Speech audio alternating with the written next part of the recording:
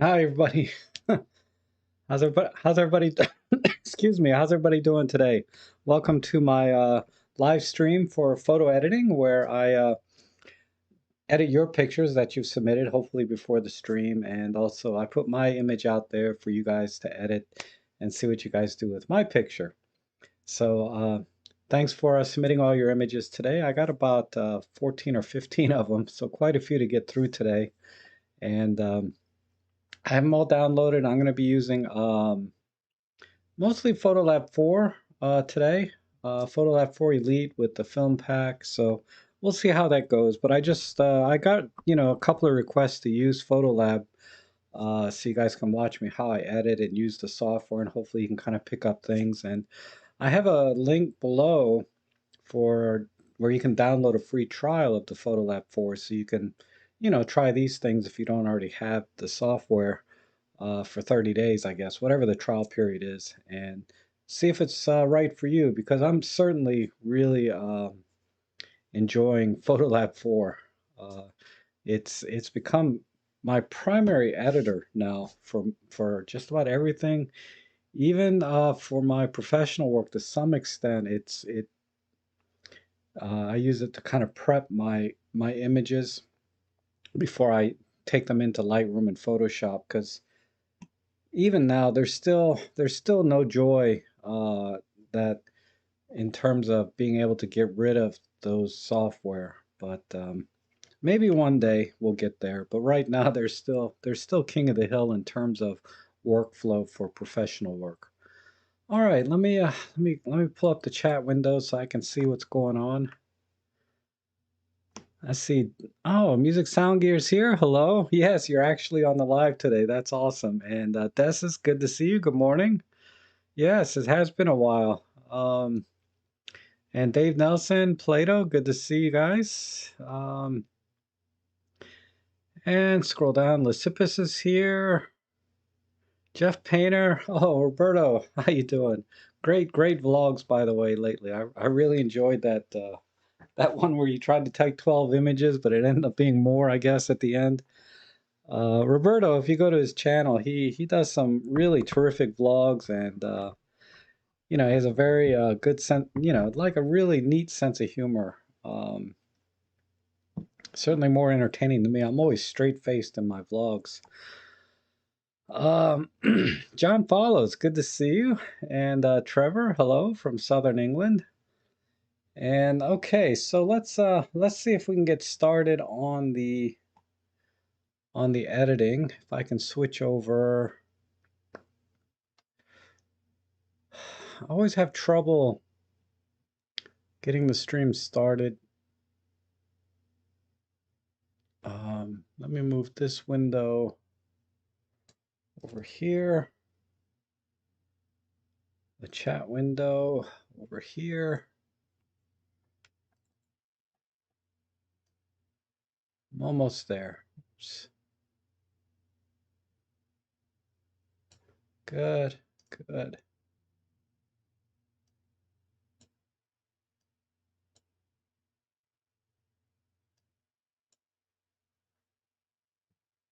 Yeah, Roberto is funny, isn't he? He always makes me laugh when I watch his vlogs. Oh, and let's see, Jordan Stensvold from Norway. Hello. That's a new name. I don't think I've seen you in the stream before. Um, all right. Okay, I think I got the screen set up. Let me just do a last minute check on, let's see if there's anything else I need to download. I think I got them all. Yeah, okay, I got everything in. So I will,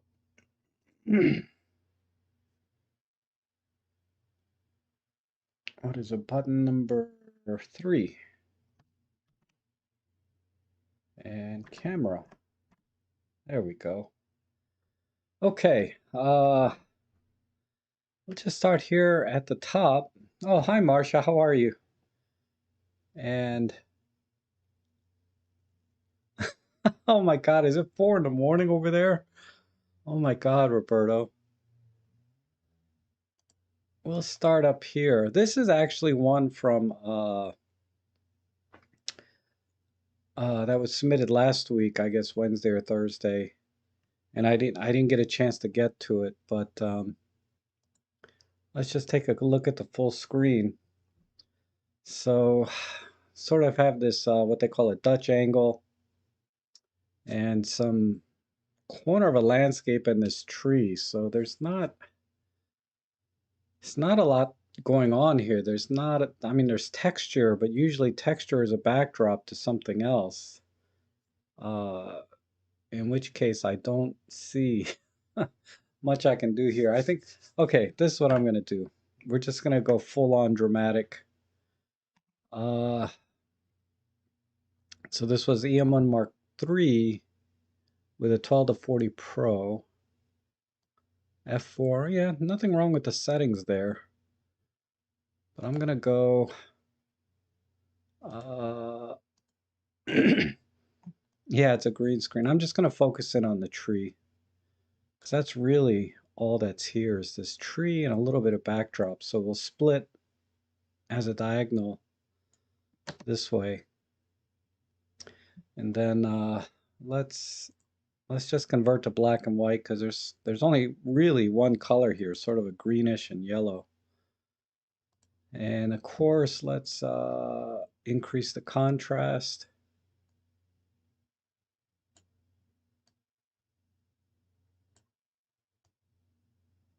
Maybe go a little bit softer here.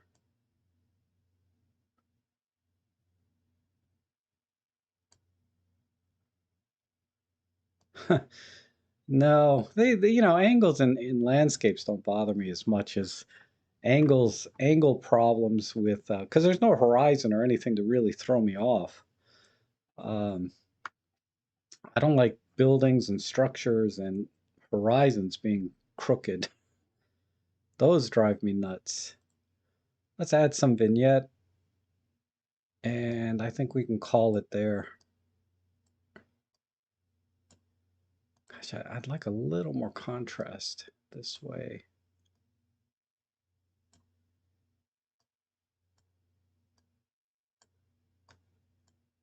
Just to separate some of that tree. Okay. A little bit more in the midtones.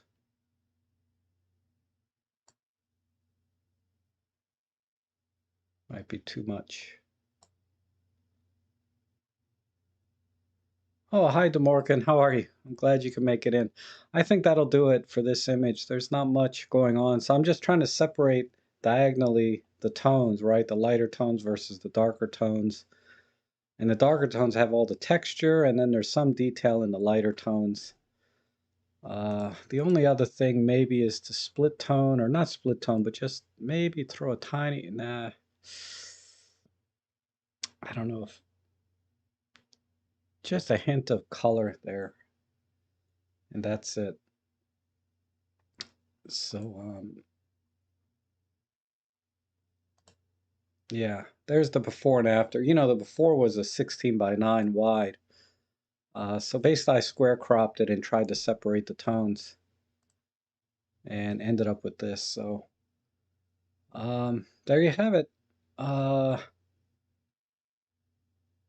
It's like I said, the original image, let me reset it. The original image, there's just this all this negative space is not really helping the image in my opinion. So I just focused it on this one tree and all right, let's go to the next one. But okay, this is from John Allen. We have sort of a fisheye. What did we use here? This is a EM5 Mark II, and you adapted some fisheye lens, maybe that Laowa 7.5. And actually, this looks a little bit more like the body cap lens, the 9mm body cap lens, but because there's plenty of depth of field, so we're like at f8 on a fisheye. So I'm gonna guess this is the 9mm body cap lens. And in this image, I see you're trying to frame this river using these two trees. But I feel like, what is this? Some purple box. I like this tree the most right here. Um, and everything else in the frame is just not that interesting. This has the most character in the frame, is this tree. So I'm gonna box this in. So let's see what we can do. Well, let me defish it a little bit. Let me see if there's nothing there. Let's do fisheye distortion. Straighten that out. All right, about there looks good. And now we'll crop in. Let's do a vertical. Well, it's not quite wide enough. How about a square? Now let's do, I like a little bit of vertical on this. And now that I straighten it out, there's a little bit of a horizon correction I need to do right there. So let's come in.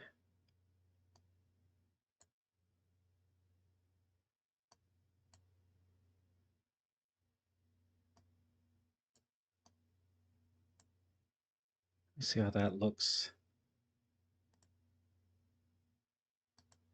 No, I might have to go full on square. So I'd like to have a little bit of room on the left side, but not too much. So, not great framing, but the top of the tree, dang it. I hate to make the horizon crooked though. Let's try a little more.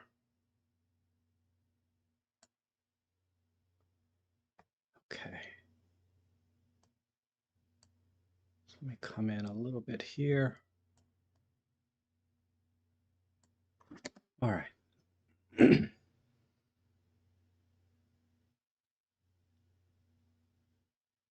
Okay, that's better. Now let's add some drama. Go black and white. Let's pull in the blacks a little bit. Push the highlights.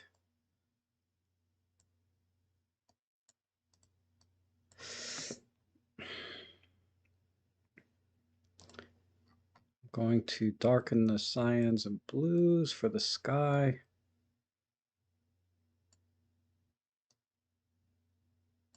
See if we can push the yellows a little brighter. Some of the, there's not a lot. I mean, it looks like green, but it's mostly yellow.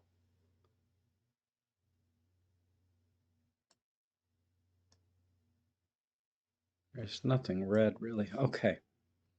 I think that's good. Now, let me throw in some vignette.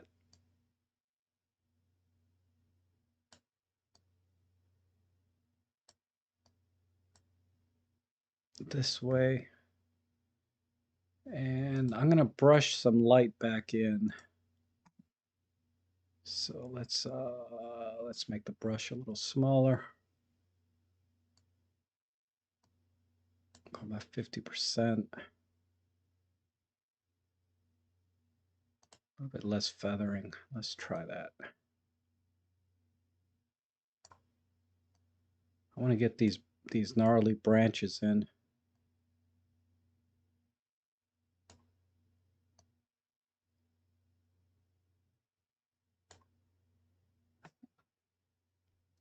A little bit more here.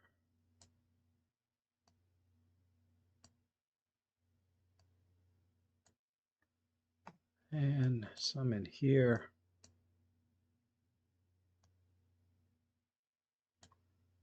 Okay. Brighter, brighter, brighter. We need a little bit more here.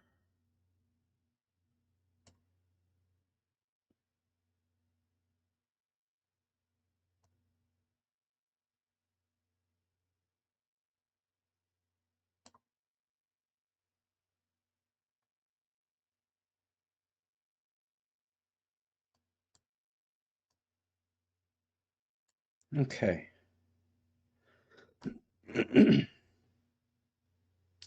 I will answer your question. Roberto's asking, what does split toning mean? I will demonstrate for you.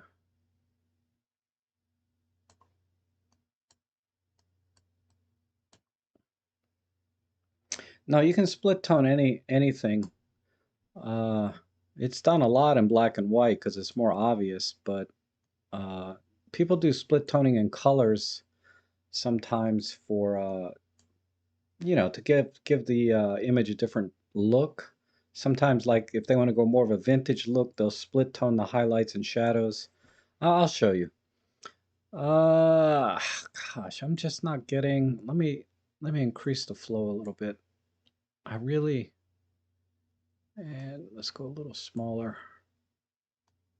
I really want this brush. Some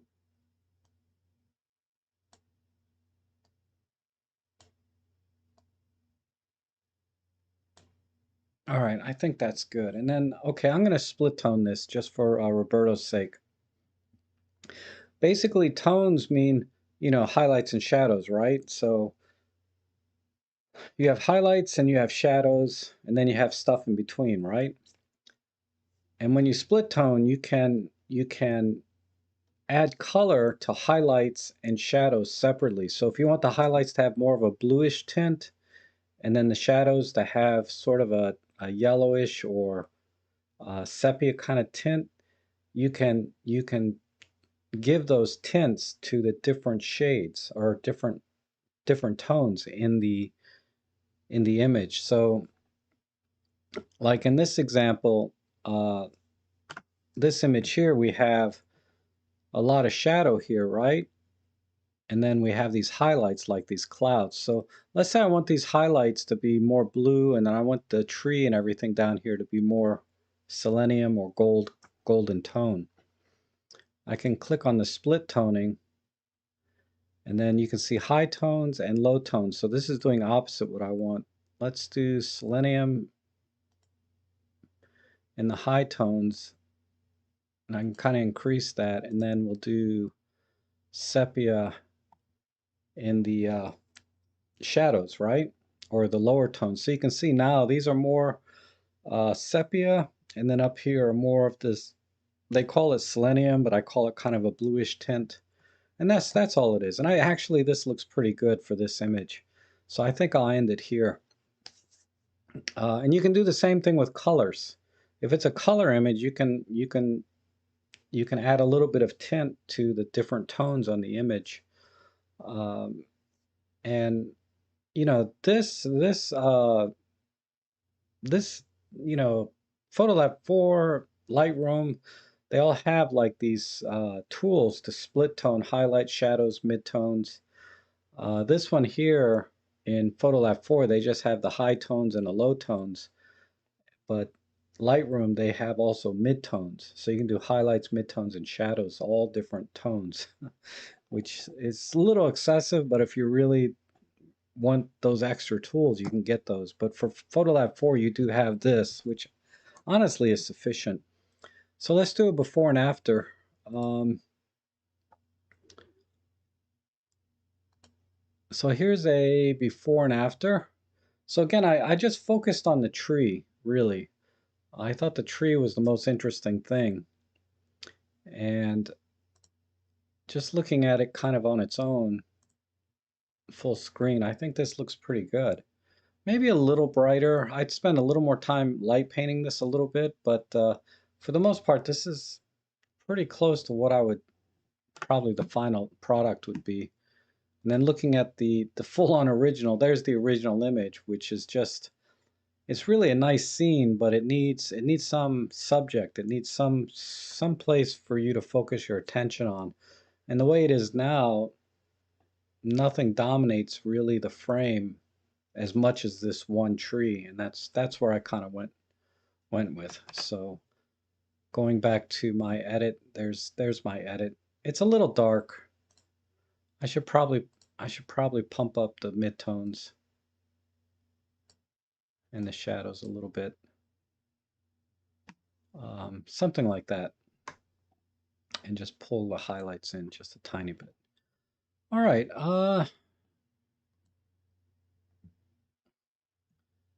let's see, what do we got here? This is another one from last week from John Allen, and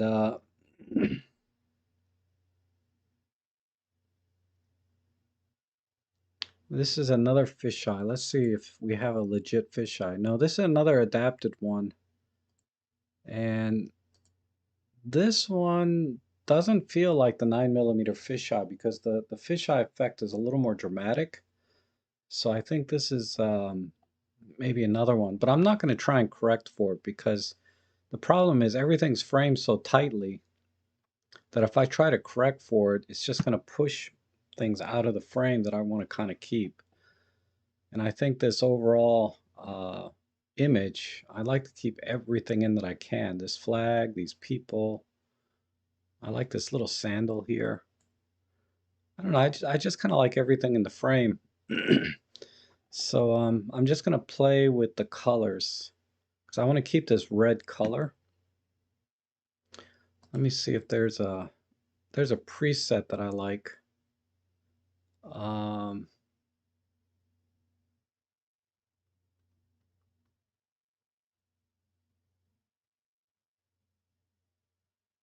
yeah, this I think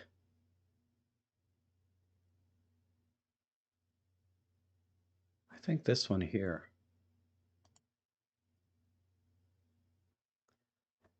Okay, let's deal with this. Now let's mess with the contrast a little bit.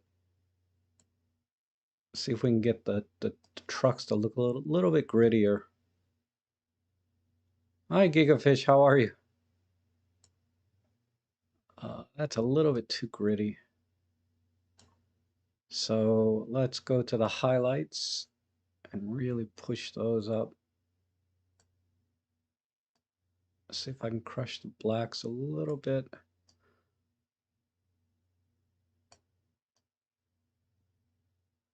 Yeah, I like that.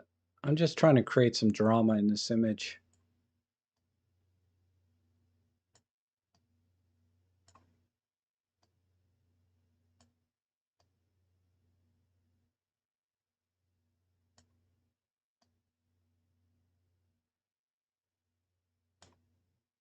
Okay. Uh,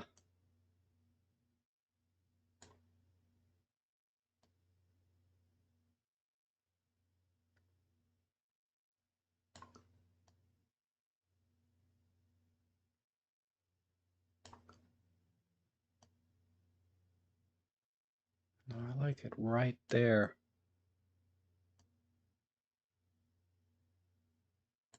If I push those and pull this. Okay, that's good. Let's add a weird paper. Let's try that. Nope. Maybe this, give it a little more.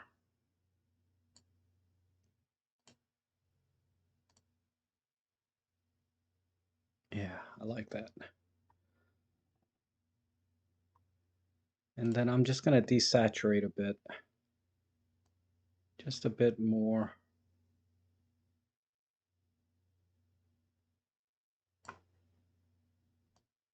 Right there.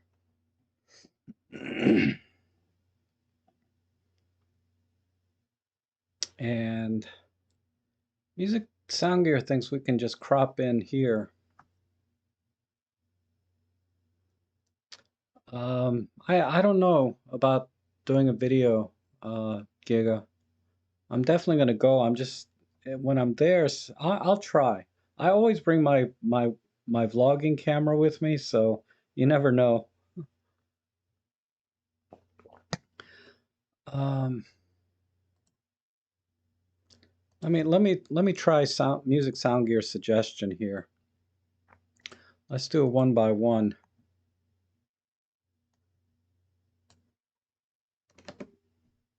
And specifically he said close crop of the grill. So not the whole truck.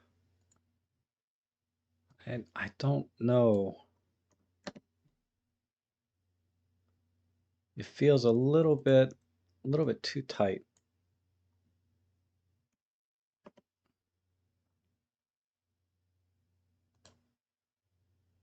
If I come out,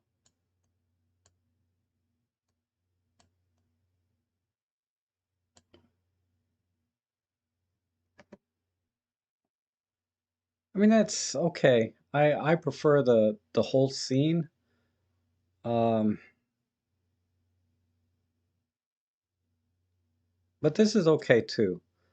I think if you had framed it this originally with the original image, could have framed this a little better if you were going to focus on the one truck, but with the fisheye, it it seems like they intentionally framed it for the whole thing. So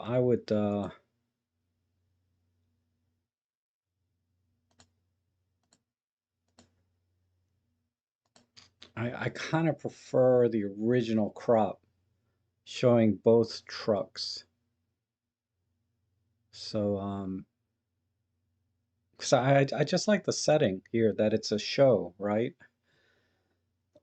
Okay, just square filling the whole screen. Oh, all right, I'll try it. Just so you can, just so everybody can see it. Let's do a square.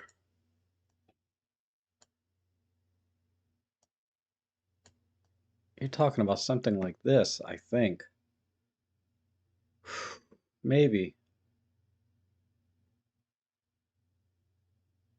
It's okay. I don't know. I It kind of works. We would probably want to include the word Ford in there. I mean, that kind of works. So, anywho, let me go back to my original. I still prefer my original just uncropped at all. Okay, so that's my final edit there. And I think cropping in right here to the center is okay, but it's so tight we lost so much detail. It'd be a lot more interesting if it was framed that way to begin with, so we get a lot more detail in it. But when it was framed this wide and cropping in, we lose a little bit too much detail for that image to really have some impact. Because when you get that close, then the really fine details of the rust and the dents and the scratches make for a much stronger image, I think. But okay, so that's the after. Here's the original, right? Which is it's kind of a cool shot, but just adding some drama to it, and then cropping in if you want to, sort of like Music Sound Gear suggested. But all right, and Marsha's saying, can you give an example of how to use Deep Prime? Yes, I can. I haven't, when I come across an image that it would seem appropriate, I will. Uh,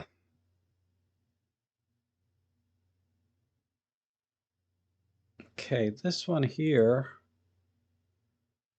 EPL8. Oh, wow. With the 12 to 32. Wow, that's a great combination. And ISO 200 f8. Okay, all good settings. Oh, Lauren's here. How are you, Lauren? And Marcel. How you doing?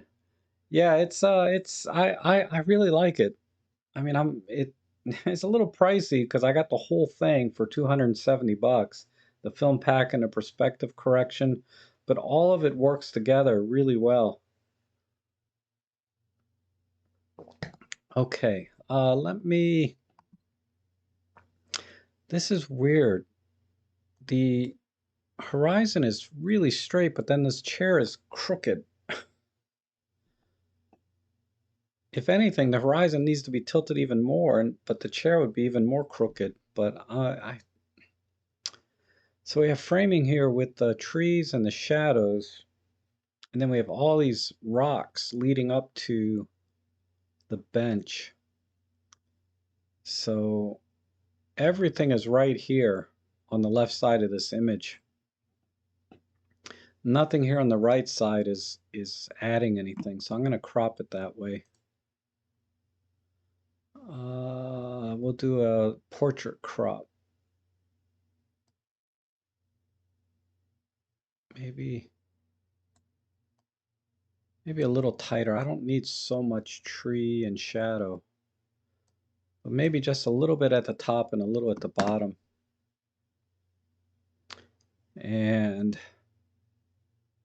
I like this hat she is wearing.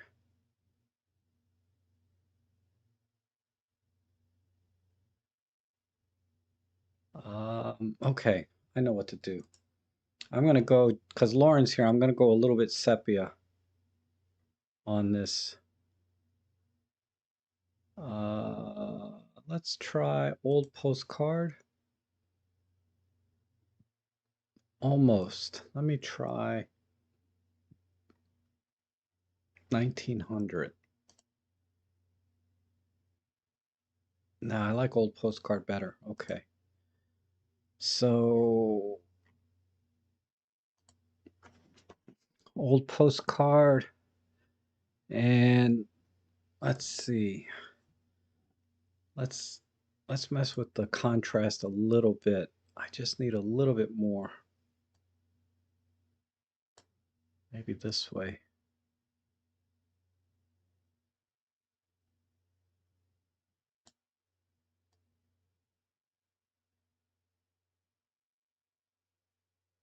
No, not too much. A little bit softer.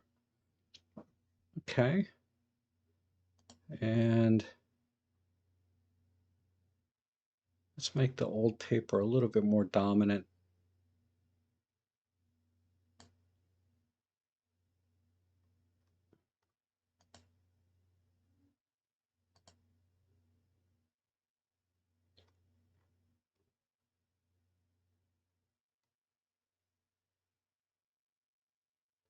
I think that's it. Okay, so yeah, so I just made this look like an old photo, mainly because of the hat being there. Um, but the image is not timeless because there's a paddle boat, looks like right here. But other than that, this is I think this is a timeless photo, right? And let me do before and after. So there's the original image, right?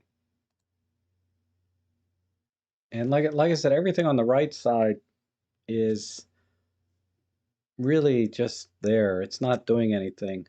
I don't like this bush here on the left side or tree.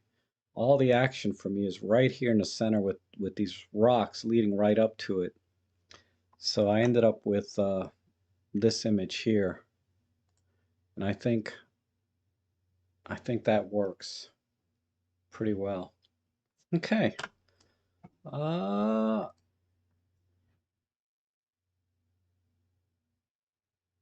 oh, I like that tree. Okay, let's see. We have one here. Hold on. I keep forgetting to look at who it is. Thanos. Um, okay, beautiful landscape. Yeah, the film pack is really nice.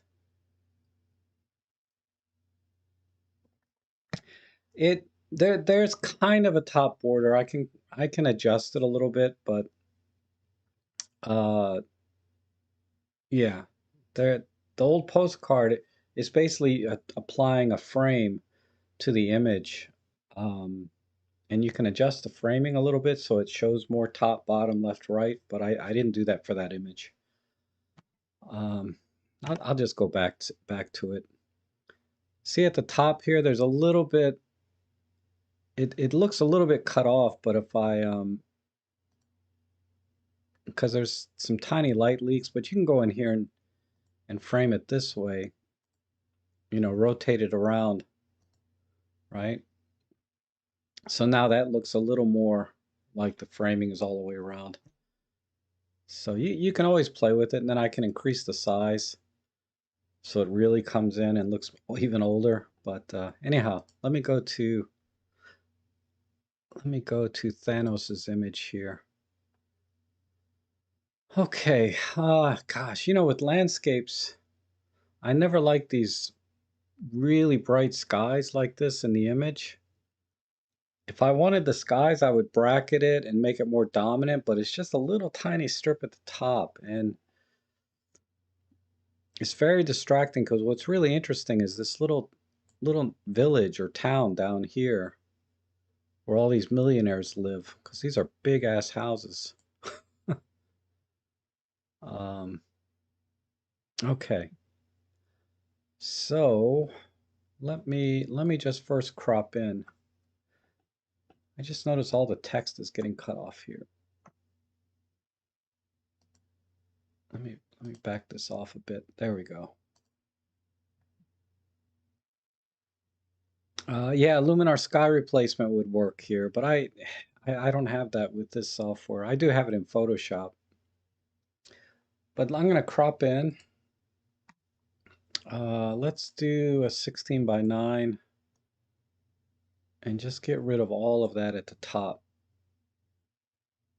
And now let's see how the picture balances. Uh, maybe a little bit in.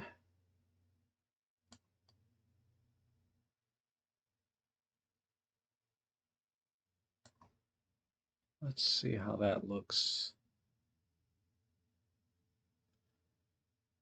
It's still a little bit out of balance. And by balance, I mean I'm just eyeballing where the light is and the physical things in the image as well as the light. Like this giant mountain or whatever this is in the middle is really heavy.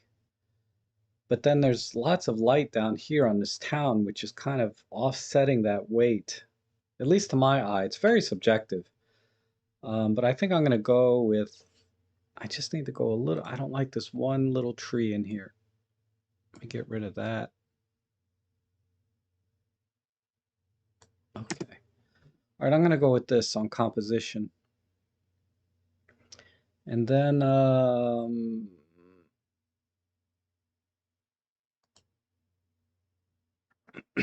going to go dark.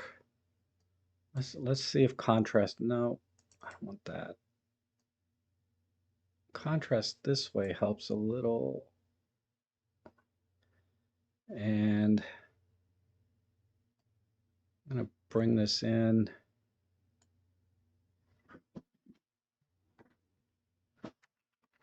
Oh my goodness. Hi, Rick. How are you? I'm glad you could make it. Yeah, I don't get the whole YouTube thing. It doesn't tell people when, I posted this 24 hours ago to go live. But yeah, I'm going to go really dark here. I don't know if I'm going to be able to get there with just these sliders. I might have to light paint a little bit.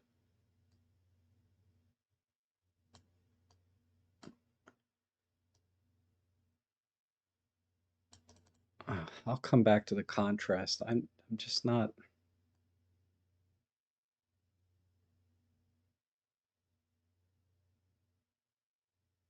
Okay, let me warm up the image a tiny bit.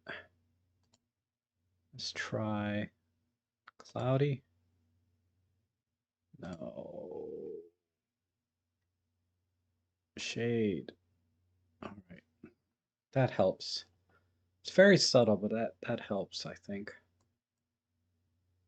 All right, now the image is a little bit dark, so I'm going to brush in some light where I think it needs to be. Need a little bigger brush. That feels good. Flow, opacity. Let me just brush in one and see what happens. Yeah, that's too strong, so let's back these off. That's better. Okay.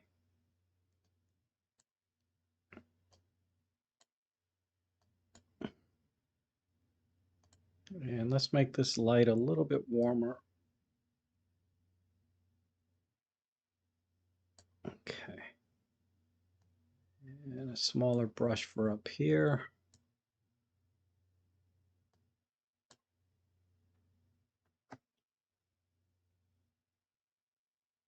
And a little bit here and here. Let's go a little bit warmer.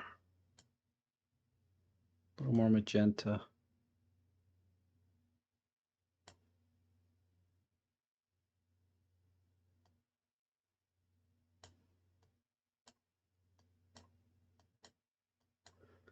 Okay. Touch there. Touch here. Ooh, too much. That needs a different brush or less flow. Touch there. Still too much flow. Let's cut it back.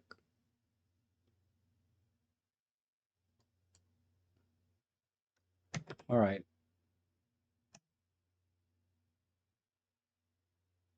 I think, and I'm gonna back this off a little bit here and here.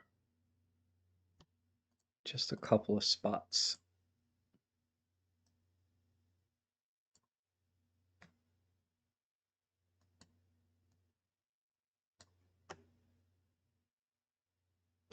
All right, good enough. I'll be here all day brushing.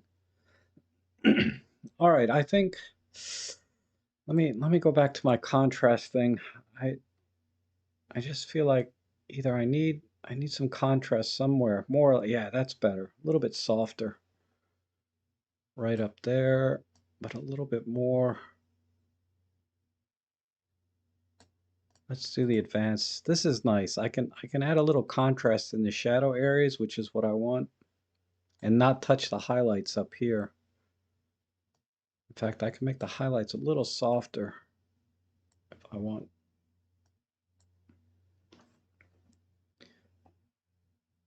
And a little bit more in the midtones.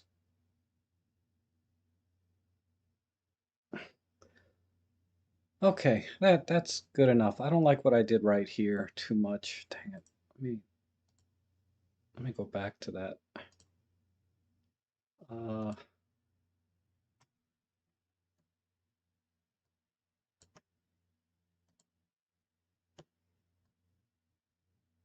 take some of that off. Yeah, perfect. So I'm done now. So that's my final edit. Basically darkened the image because it was too bright, especially with that really bright background. I get it, you're trying to expose for the shadow areas, and you did, but then you overexposed the sky, which, you can't help. So I maybe would have bracketed this shot, but as it is, I think just bringing the exposure way down, then light painting a little bit to accentuate this town down here, because that was kind of getting lost in the original image. So if I reset this, um, that's the original image, right? Everything is kind of just washed out and the colors don't pop. So bringing the darkness down and adjusting the contrast in the shadow areas, I think made a nice difference. So that's the before. This is oops, is it going to, and that's my edit there. So just cropping in, mainly I crop to get rid of that bright sky.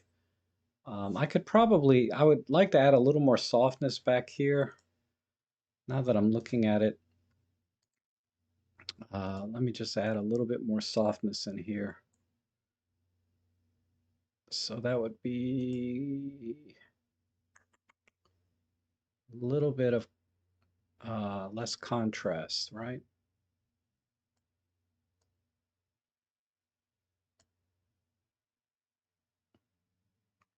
And just a little bit brighter. Nah, there. Okay. Well, anyway, there you have it. This this needs to be just a hair less magenta, a hair less there, and a hair brighter. Okay. Now I'm officially done. I gotta stop because I could tweak and tone that forever. Let's go to the next one. What is the band of light on the right? I don't know. Okay, I need to move on. This is from Ivan Patterson. We got a blade of grass here, kind of blurring the foreground. Ooh, I think that's a groundhog. Oh my God. Ellie's got killed 2 groundhogs this year, or this summer, I should say. I called her to come in the house one day, and she came in, but she wasn't hungry. I was like, wow, that's weird. I mean, I put food in her bowl, but she ate it, but she's like, devours it like this. But today or that day, when I fed her, she didn't run over to the bowl. She wasn't licking her chops. She just kind of like, okay, I'll eat, because I'm a dog. I eat everything, even if I'm full. But the next day I found the groundhog, like, well, what was left of it. It's really gross. Anyway,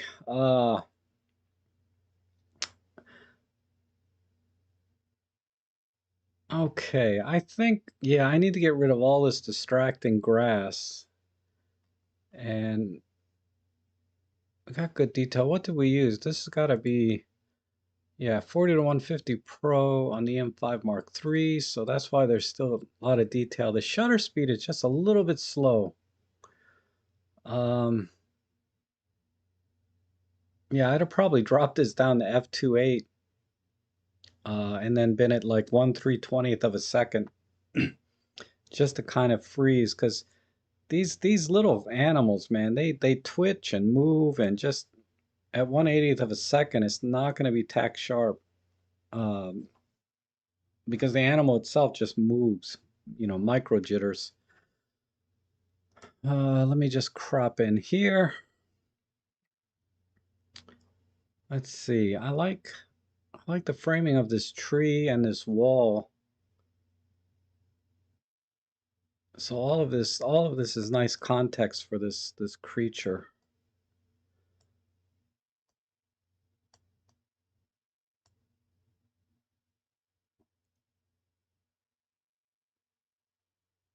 I don't know, maybe a vertical.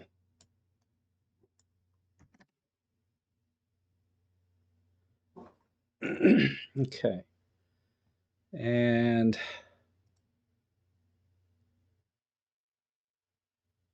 let's bring in some highlights. Magrat kills dogs.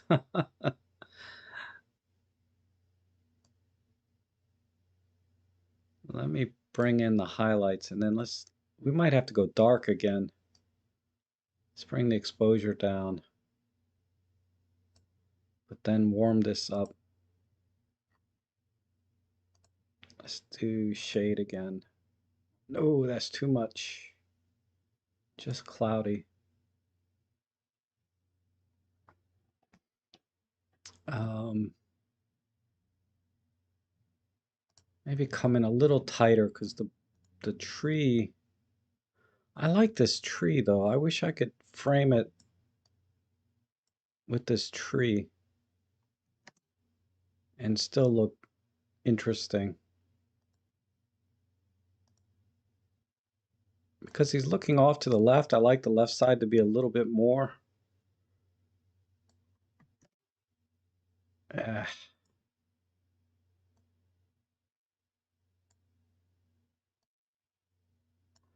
let's just try front and center. That's terrible. It's a terrible crop.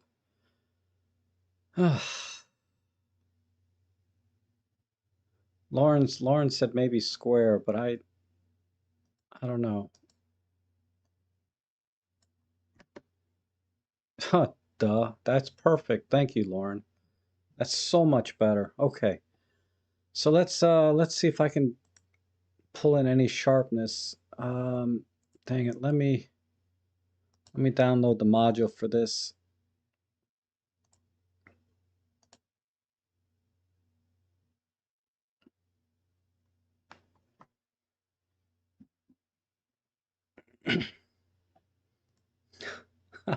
Berto thought he was they were made up.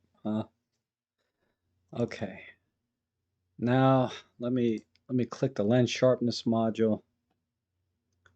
Yeah, see that's already better. And I'll just crank this in a little bit.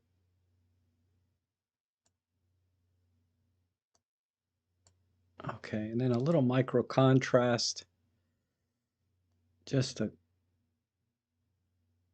give it even a little more some color.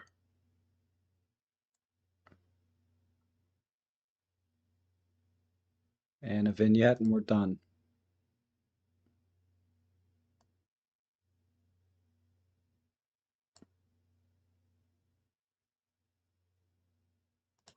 Slight correction this way.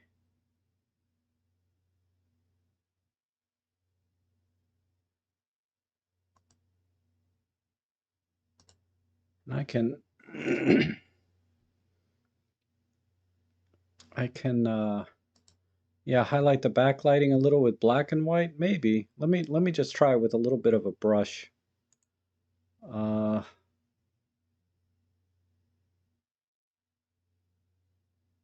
Actually, maybe a graduated would be good.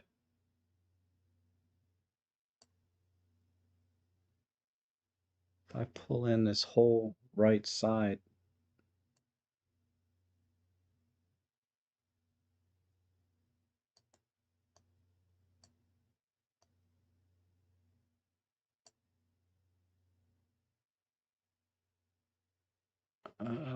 Not that dark.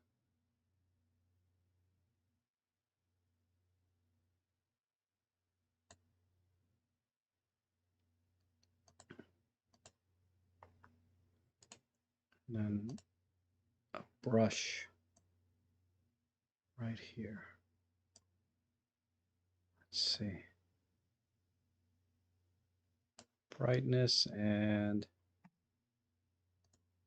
a little bit of warmth. Okay, I think I'll call it here.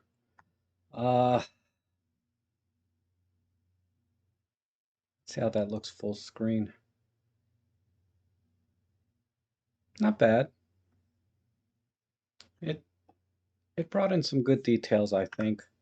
You don't really see the sharpness applied until you zoom in. I'd have to actually export this image to see all of the sharpness that that was applied. Because that's the thing with Photolab 4. It's you don't see all of the effects applied necessarily until you actually export the image. You can only kind of preview a little bit.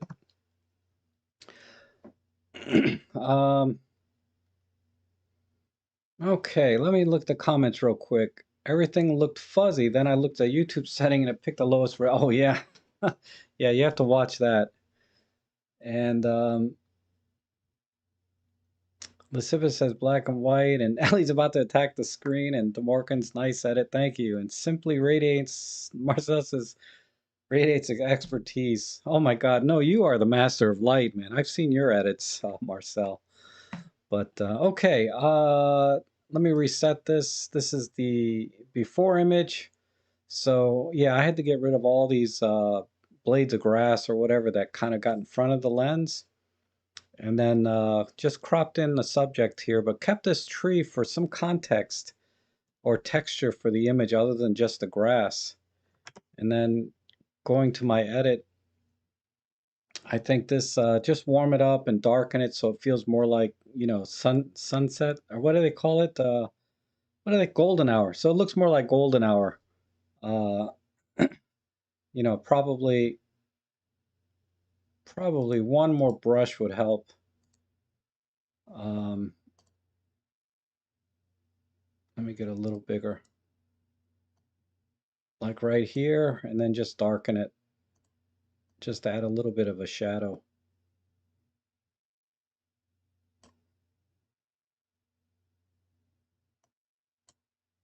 Right.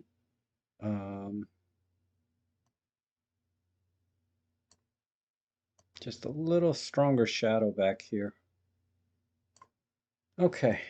Oh, that's a bit too much. The heck. Bring that up. Well, anyway, you get the idea.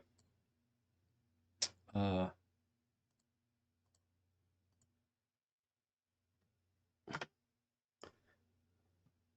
okay. Let's go to the next one. Oh, I'm sorry. Lysippus suggested black and white, so let's just do a quick black and white.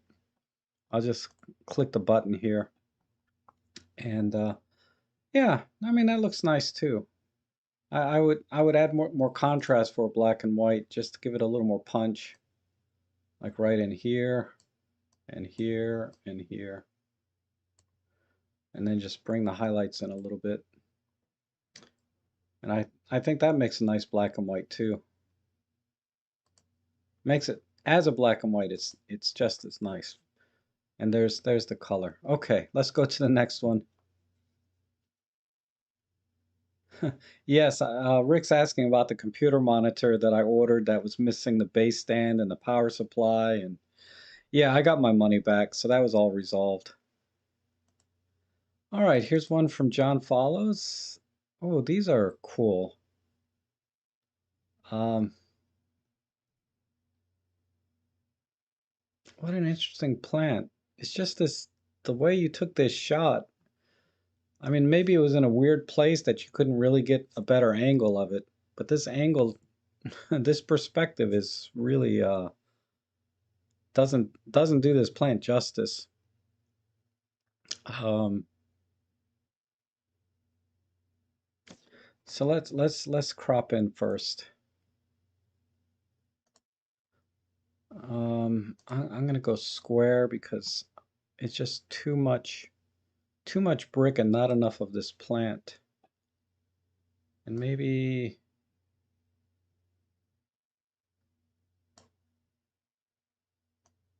just rotate it a little bit.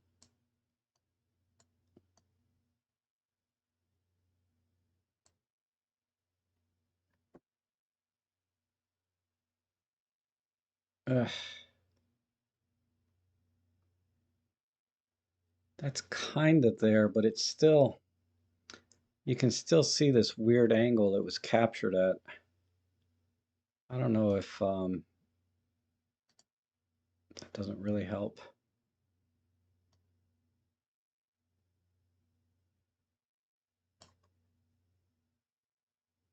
If I go in even tighter,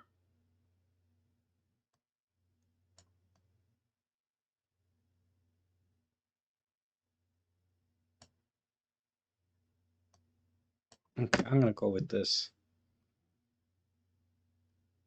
Now let's work with this. This needs to be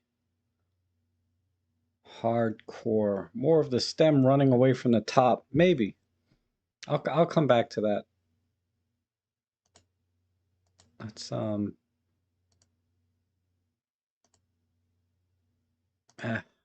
don't know. The smart lighting doesn't apply here. Let's darken this. Push the highlights.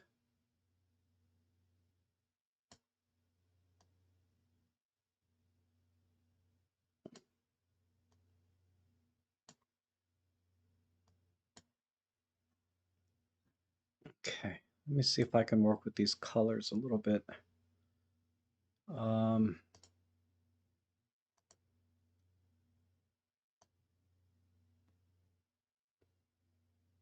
A little bit there, a little bit brighter, not too much. And then these reds, a little bit more reds, a little brighter. And finally these purples. A little more there, a little brighter.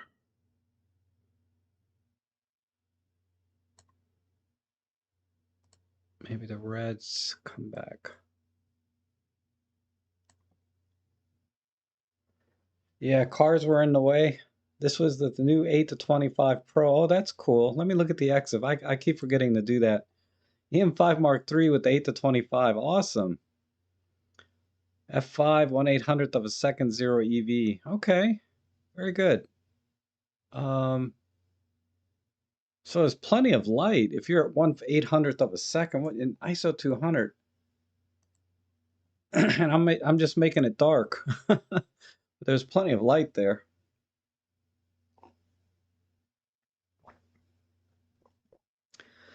Okay.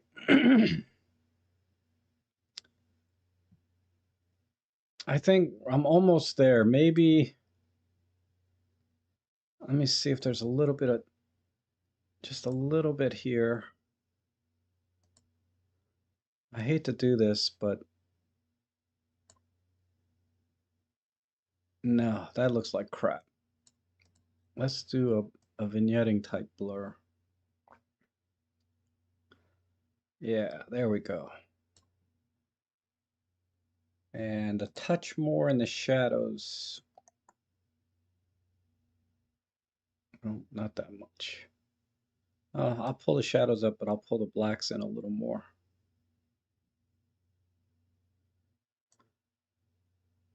Okay.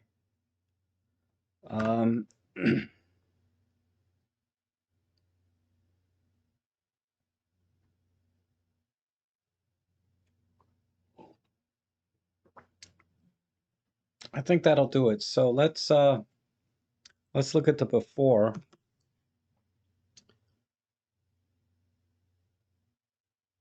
Oh, wait, that's not the before. Let me reset it. So there's the before. It's kind of a cool shot. Some people had suggested to go up here in this corner. Maybe. But I like this group of leaves and the lines and the rocks behind this part. The lines up here, this heavy thick line, I think is what I was trying to avoid when I, just unconsciously I was avoiding this heavy dark line. That's why I didn't go up in this direction. I just preferred this area down here. So looking at the final image here, basically I just increased the contrast, right? Um, I didn't add any micro contrast, maybe a tiny bit there. Yeah, that helps. Just makes it a little bit crispier in the center. Yeah, the top right is a little bit wonky, but if I crop in any more, then I think we'd see too many of the defects in the leaves. This is an image you kind of have to kind of look wide a little bit, then come in and look closer. But if you're already cropped in too close, then I don't know. Uh, but okay, let's go to the next one. It's a really cool plant, though. Uh,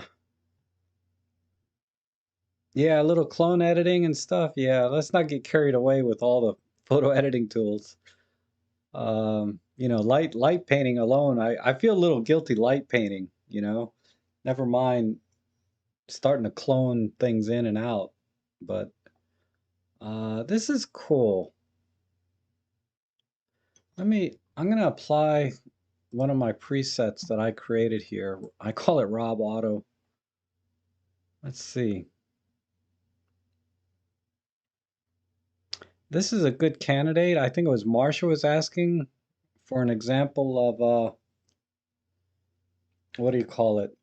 Using Deep Prime. Deep Prime would be really good with this one. But I'll have to export it after I'm done editing so you can really see uh, the difference or the what it did for the image. Uh, I don't know. I kind of like the silhouette of the kid here looking out. So what I'm gonna do, all of this stuff around here, I like this word relax. All right, I know what I'm gonna do. Let me reset this. And I'm just gonna apply some geometry. Um, well, I'm gonna apply deep prime and sharpness, just add a little bit there. And geometry, let's put in the lens. And then let's correct for the perspective. I like these little one-click things. It's so good at doing these things. Now let's crop in. Uh, let's just crop in right on this little kid, but capture this word relax. And all right. Now I really want to silhouette this kid, so I'm gonna black this in quite a bit.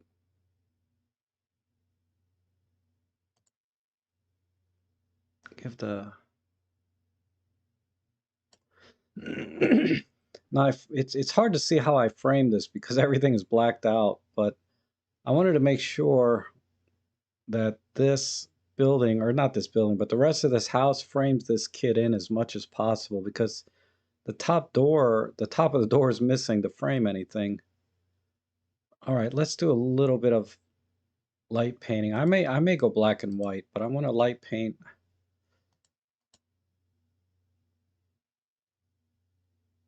Let's see, do I have a brush? I need a little smaller brush. I want to get this, let me just get this back in.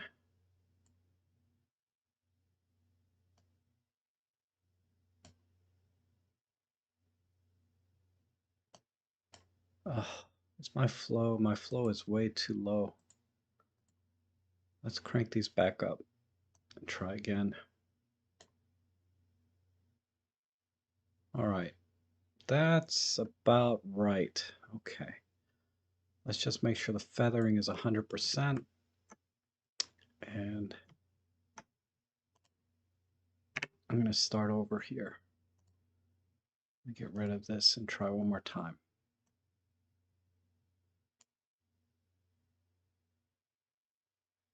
What happened? Size, feathering, flow. Oh, I gotta add it in. Right there.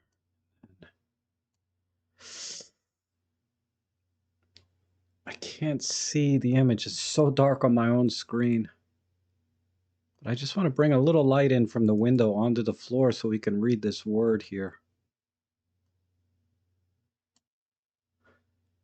And just capture a little bit more of his feet.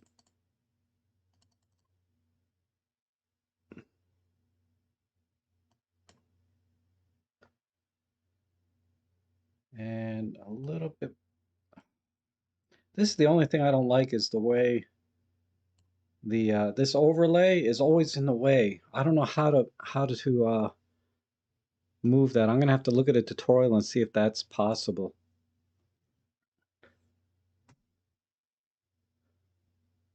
Because it's messing up my light painting here.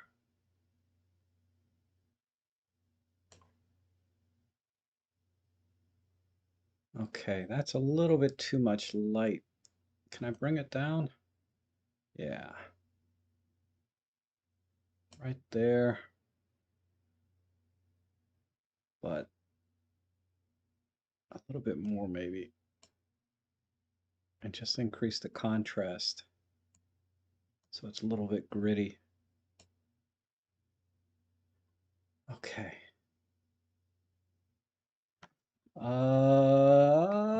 The color. What if I take the color out? Yeah, there we go.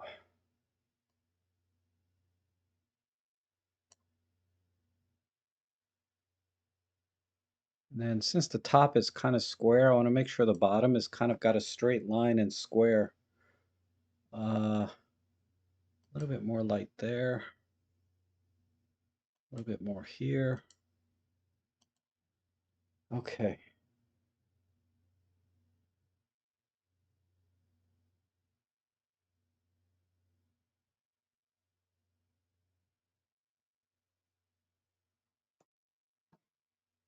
I need to fix this. And then just a dab more there.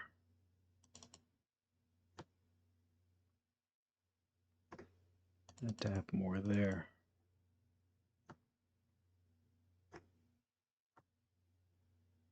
Okay. And let's get rid of the corners.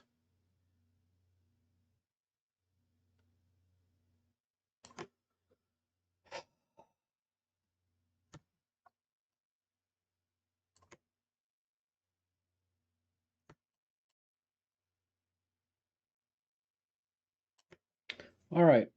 A little bit unevenness here. I'm sorry, guys. I'm just going to get this right. This needs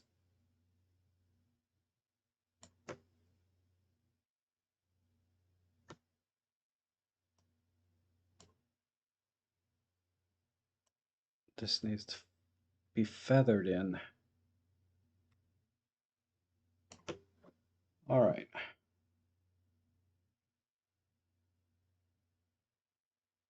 Oh, is that right? The top, click and hold the main icon, top left.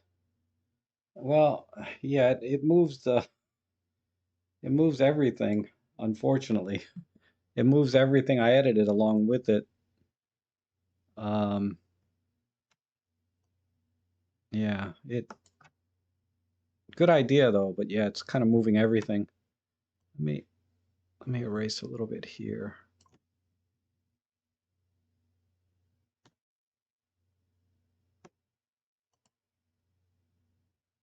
All right, just a touch there. And then I'm gonna erase a little bit behind the feet.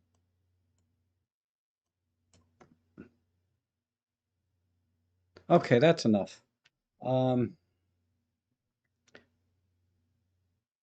the outside is a little bit too bright, relatively speaking, so I'm gonna just add one more grad filter here. See if I can just pull that in.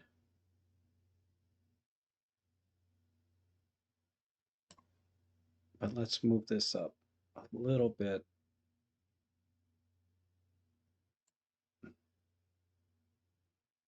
Yeah, a little darker, and then I'll just bump the exposure overall here, right here. All right, let's call it. Not a great job light painting the carpet. Dang it. It's the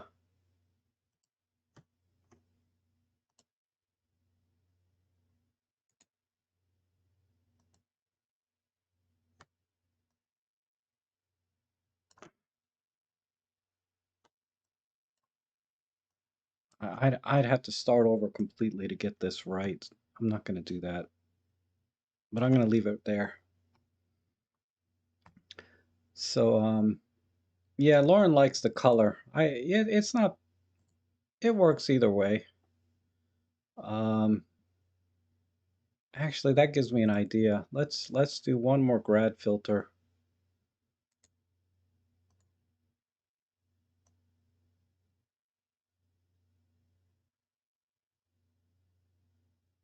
And make this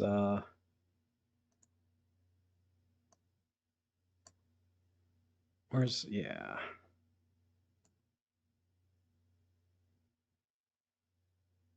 We'll make that completely black and white. Let's move this up a little bit.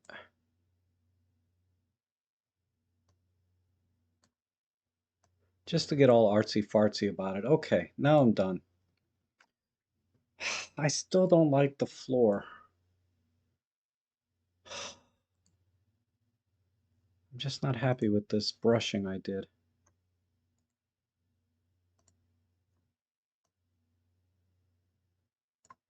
Flow and opacity. Let me turn these down. I don't know what the difference is, but I really...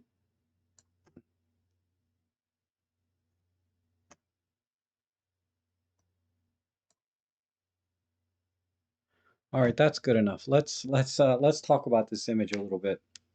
So the original image, was very dark and silhouetted to begin with, so I tried to keep that, even though you can see that I could have brightened it up and captured everything. And then with Deep Prime, it would have cleaned up all that noise nicely. Um, and what I did here, I decided, like I said, to keep the silhouette and focus um, on the kit. It's hard to see the overall framing. What if I add a frame a little bit?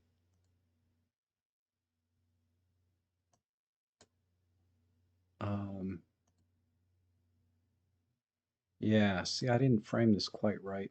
Let me just move this over a little bit.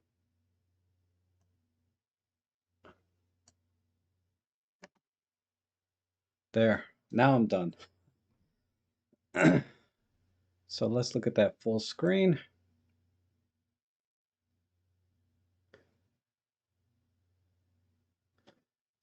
And of course, I tried to center the light right here. That's why I put a grad filter up here. I tried to center the light right here where his hand and head is.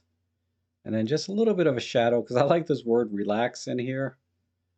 And then making everything inside kind of black and white, and then the outside leaving a color. I think, yeah, that tells a more interesting story, right? Or gives a little more juxtaposition between being inside and outside, and it's kind of a story of how the whole year has been, right? That people have been kind of stuck inside in this very black and white world, and the outside is there just waiting for us. So there's a message here, right? Anyway, I'm not really a poet, but somebody else will be able to articulate that really nicely, I think. And if we look at the original image, this is the original image, right? Uh, and I think you intentionally tried to capture it this way, but it just needed a little bit more framing uh, to the center like this, and I think that kind of works. All right, let's go to, wow, we still got 2, 4, 6 images. Okay, I'm gonna get through these pretty quick. All right, because this one's pretty simple, basic symmetry type image, right? And this is a EM10 Mark II with a 14 to 42 kit lens. Always love seeing the kit lens in action. Yeah, this is pretty simple, I think, because everything's lined up and centered. Um, so I'm just gonna go black and white and work with the tones. Um, so let's pull in the blacks and the shadows, push the highlights,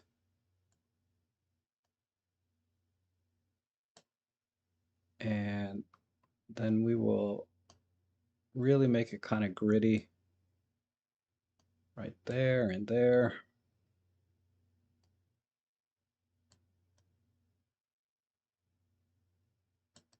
That's fine.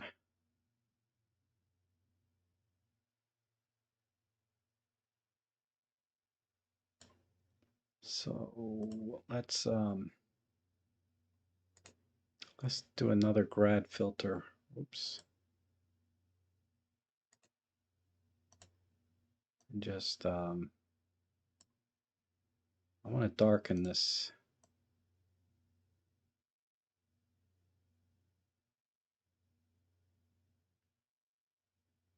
I darken this quite a bit actually. Then do exposure comp back in.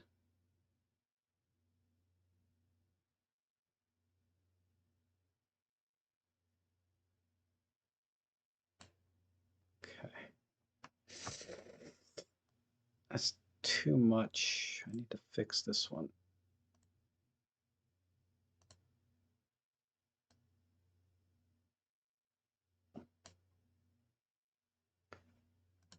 It says here, if you research picture framing, you'll find the experts recommend using a complementary color for the frame versus white frame on a dark image so that the framing complement.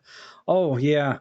I only framed it so you could see uh, how I cropped the image, not so much because I would use a white border frame. Because you can see my background here is completely black. And when the image was in there, it was hard to see where I cropped. So probably what I should do is let me let me change my let me change this to kind of a gray there. Now you can see how I cropped. Because when I had it completely black, it was hard to see. I didn't think of that. But yeah, I wouldn't have framed it white, definitely. That looked pretty awful. But I did that just for the sake of seeing how I cropped it. But this is a better way to see how I crop things. This actually I think would make a nice white border to it. Uh, so I will do that on this image.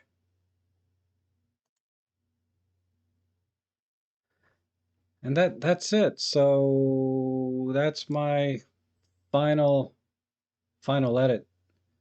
Um, Basically contrast, even out the lighting on the top and bottom so the brightest part is in the center and make it a little bit gritty. I think that's all I would do. Maybe a vignette, but yeah. And if we look at the before image, this is okay. In terms of, the color, I don't think there's anything I could do with the color. If I super saturate it, yeah, that's not. I think this black and white I did is definitely more dramatic. All right, let's go to the next one. This is from Peter Oddie. Um, so we have a boardwalk scene, and yeah, this is one of the images that drive me crazy with perspective. Let me see.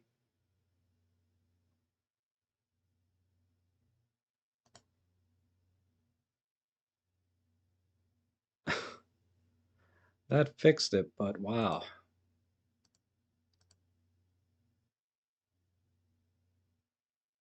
All right, that's easier to look at, even though it kind of stretched over here a little bit. Um,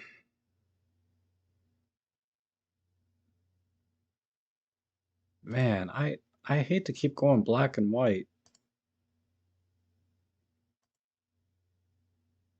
but the colors here are just in weird places that it doesn't work for me. So I'm gonna go black and white. And oh, you're welcome, John. John Allen says thanks for the editing. Sure, I'm always happy to edit. It keeps me sharp, and I learn a lot. Like Rick. Rick just talked about framing, so I'm gonna have to research that after the stream about what's a good frame for an image if you're gonna frame at all. I never gave it much thought, honestly. I just applied whatever the software offered.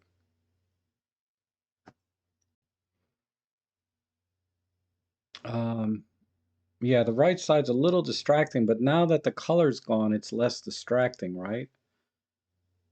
But it doesn't add any any more context to the image than that's already there.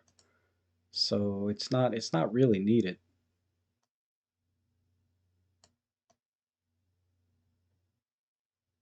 And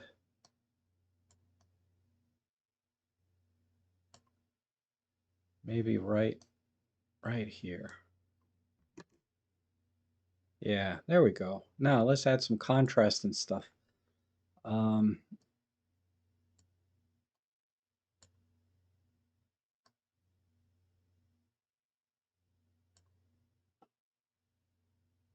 maybe a little brighter, pull in the highlights. Let's see if there's any skies we can bring in.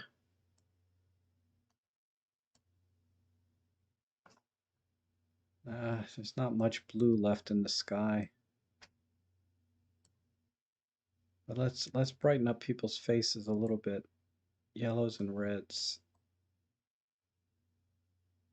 Um,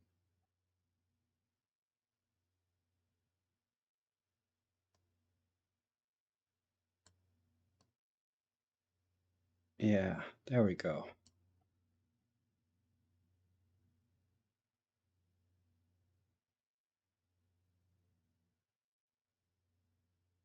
All right. Maybe just a tiny bit of split tone or color. Let me see what happens.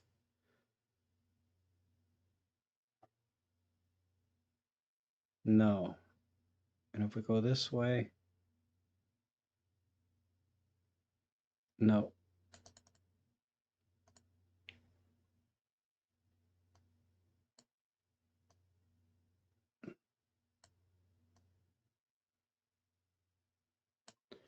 Wow, why does that look like crap?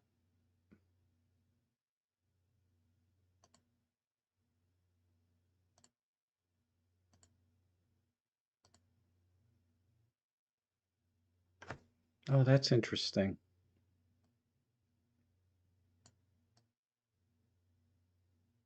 That's adding some sort of vintage looking, but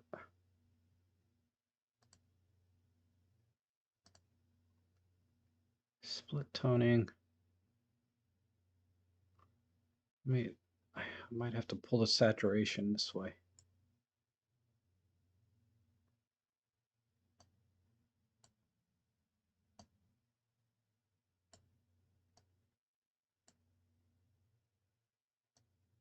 I don't like it. I'm just gonna go black and white. All right. I need to crush the blacks a little bit. I'll push the shadows and midtones up. Yeah, I like that. Nice contrasty image. And then we'll just apply some vignette and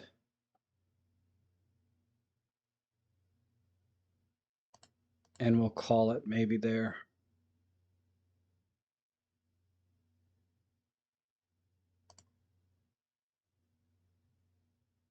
Okay. Make that a little bigger. All right, so I'm done. Take the guy on the right out of the... Oh, dang it. Thank you, Lauren. I missed that. Uh, yeah, there's just a tiny bit there. Probably a Band-Aid be better, but that's okay. I'm with you on that. There you go. Um, so I think that works. Um, that is that sort of takes the image back in time a little bit, right? And this is almost a timeless image because there's not too many modern things in here other than the shipyard. But the pier itself is could easily date back 30, 40 years, I think, even with the people sitting there. They're not dressed too modern. But okay. Uh, and if we look at the before image, there's the before image. So like Roberto was saying, the right side was a little distracting because of these splotchy colors. And there's looks like fishermen there. I mean, there's a whole separate picture on this side that you could do. But since you're focused over here on the left, I think this is where it needs to be. And all I did was apply some corrections. I didn't really do it. The software did all the work. Straightened everything out and made the perspective correct. And I think that looks pretty good. All right, let's go to the next one. Okay, we have a seascape here. Oh, thank you, Peter.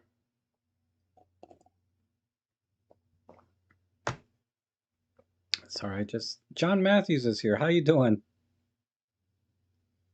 He's asking me how fast is Photolab fast is pretty fast, but for different reasons.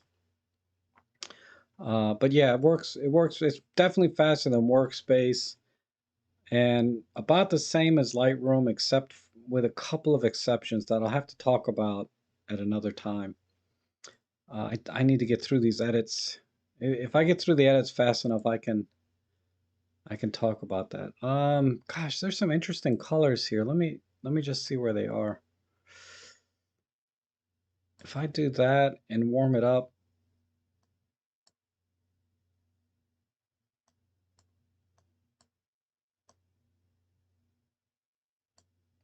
more magenta. So, I'm sorry, who was asking? John Matthews. So yeah, for doing things like this, adjusting colors and sharpness and things, a lot of these things are pretty much the same as Lightroom. And not, if Lightroom were the standard for speed. Um, yeah, the question is, do I keep this kind of, let me apply basic preset. Let me see what we have. This is pulling out some good color.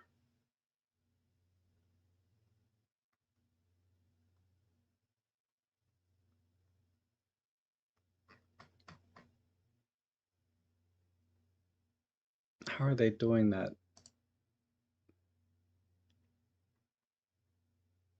Yeah, that looks pretty good. So it's just a matter of framing now. I don't like these. Yeah, these are just, this is just trash basically. So I don't want that in the image.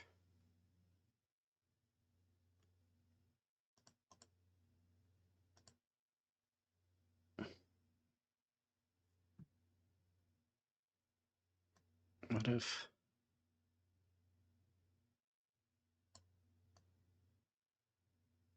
what if I go in here?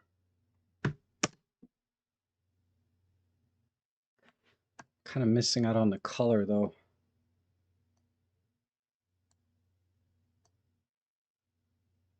I can go right.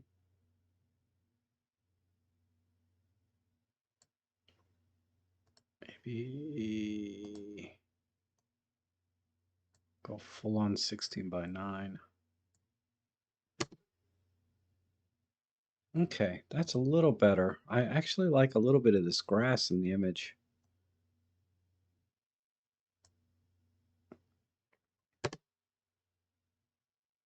It's just this rock. Can I keep that rock in there? It's not a rock. It's some kind of cement block with a thing in it. Let me see how well this brushes out. Get a little bigger.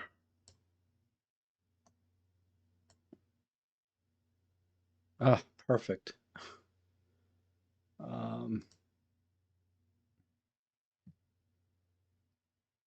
okay, let's do a little bit of that. Back this off a tiny bit.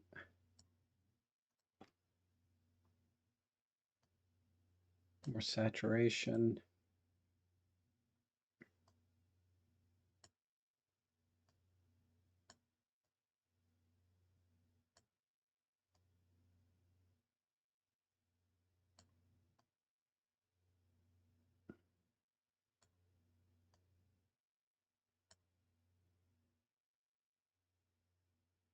I think that's it.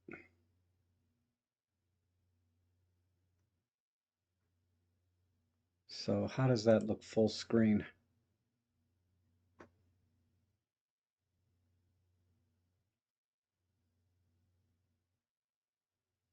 Hmm,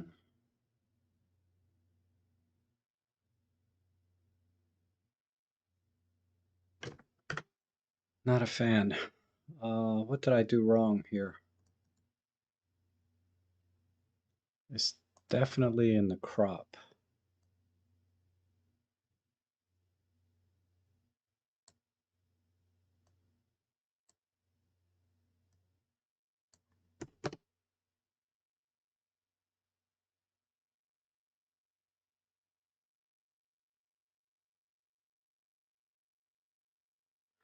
It's a little better.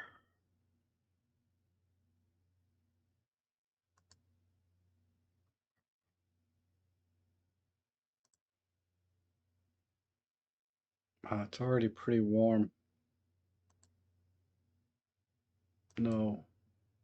Okay, I think I'll go with this. The horizon's just a tiny bit off, but there we go. So if we look at the before image, so yeah, these things, this trash here, or whatever this is, junk on the beach, is no good. I like the tiny bit of grass here. I wish there was more of that as a foreground image rather than these cement blocks or whatever they are. This would have been a better foreground image if there was more of it. So I would have got closer and lower to that. Get less water, because if you're a little bit lower, then the water won't take so much of the frame. And then you would get an equal amount, because this won't change, right? Perspective wise. You'll get a good balance between the water and the mountains in the background. And then using the grass in the foreground just adds a little bit of color. So if we look at my final image, this is what I was trying to do. And my problem with this composition is there's so much water here. So I would have liked to got lower, got more grass to contrast these skies, because you have like this green grass and these kind of reddish magenta skies, and then less water in the middle. Now, if this was a long exposure to smooth out the water, that may have helped, because then the water would show more of the colors from the sky, and we would need less sky. But as it is, this is what I think works. Okay, so this was EM5 Mark III with a 12 to 45 Pro, 1/20th of a second, and you dialed in 1/3 x 1 1/3 EV. Wow, why on earth would you need to do that? I'm curious. I mean, obviously because it was too dark otherwise, but I'm surprised that it exposed. It would have exposed the scene that dark. You must have been in spot metering or something, because that it doesn't make sense to me. This should have exposed properly straight out of camera without you dialing in a whole stop and a third of EV. But okay, cool. Let's go to the next one. Whoops. Yeah, vertical. Vertical passed my mind, but let me just give some thought to the Morgan's thinking like a vertical to kind of accentuate the depth, right? So maybe I didn't crop this right, but this doesn't work for me for whatever reason. Uh, but who was this? This was Stelios Rantos's photo. You know, give that some thought. You know, maybe what DeMorgan's saying is try vertical crop for depth. Um, all right. Wow, this is a cool looking Range Rover. It's a Defender TD5 turbo diesel. Oh my goodness. Man, this thing's all tricked out, man. It's got the air intake up here for the water levels and some skid plates and this front guard. Dang. This is back when Range Rover, you know, I mean, this is kind of the iconic Range Rover, right? It's really, man, I would love to have one of these personally. This is really cool. But anyway, okay. I seem to remember, John, was it John you were, is this your Range Rover by any chance? You were talking about buying one. This would be cool if this was yours. Oh, it was dark. Okay, yeah, if the light's really low, like super dark out, yeah, then you would have to dial in some exposure comp. That makes sense, Stelios. Um, all right, so this picture, we need, let me see if this will fix it. No, that jacked it up. Sometimes this tool is awful. Let's just do a simple horizon correction. I like to, on a car, I always like to get this one corner as a straight line. And, but it's on a hill because now the house is crooked. But that's all right. Um,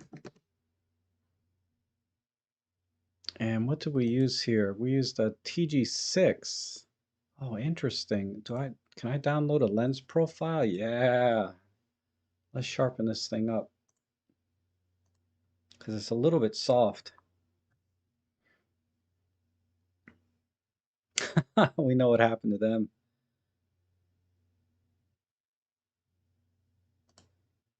Your Landy has bullet holes. Wow. Wow, that is so cool.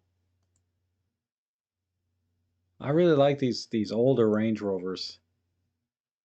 Because I mean, older cars in general, right? They're kind of built like cars. Today, they're just built like, I mean, every car is the same. You just change the front badge on it.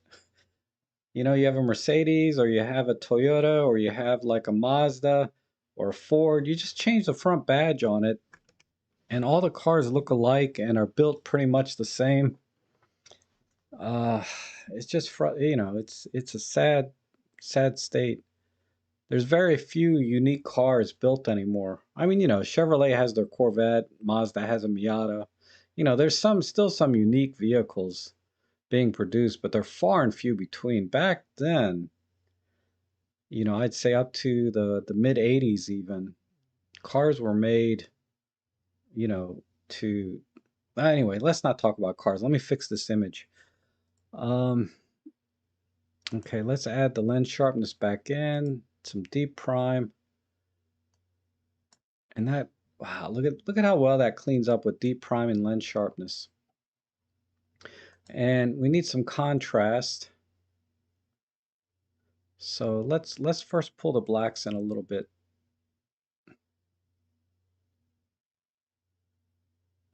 And we'll go ahead and mute the colors of everything else. Since the truck itself is is just black and white anyway. Who cares about the colors in the background? They're not helping this thing. I'm not gonna I'm not gonna go full black and white. I just want let me just straighten this out a little bit more. Okay. And let's vignette it.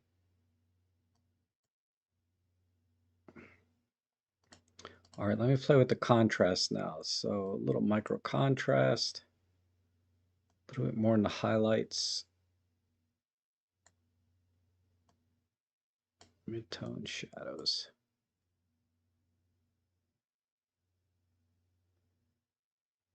Oh, I'd like to bring out a little bit.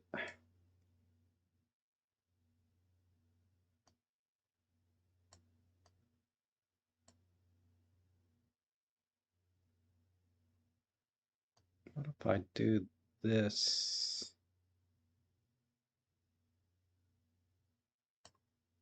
And I try something kind of extreme. That's not working.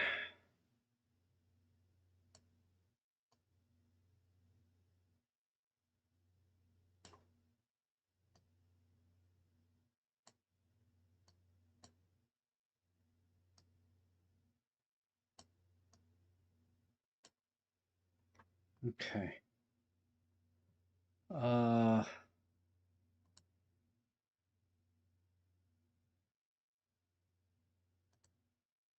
yeah, it's basically a product shot now.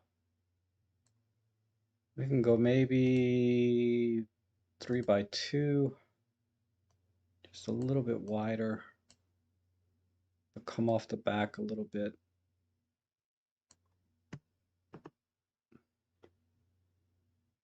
Do a little more straightening.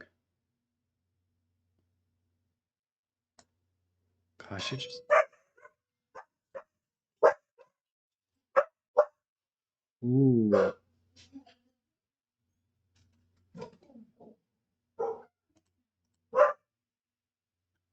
Man, hey, you guys, uh, I was expecting a delivery today, so I'm sure that's what that is. But I got a new camera. So I'm gonna finish this edit real quick, and then I'm gonna get this. Let me just make sure they don't require signature or anything, but I doubt it.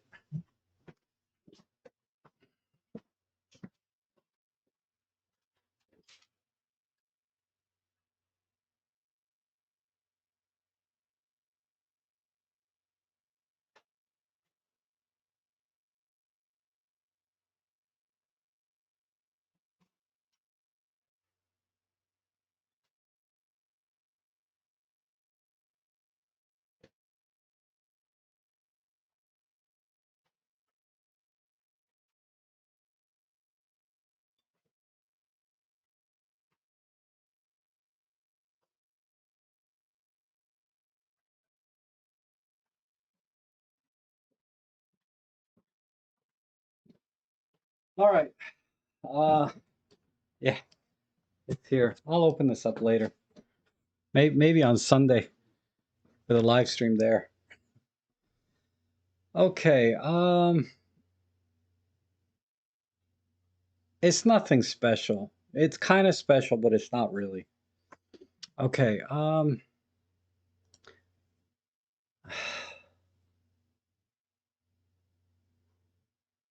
I'm just gonna look at the presets, see if there's anything in here that catches my eye.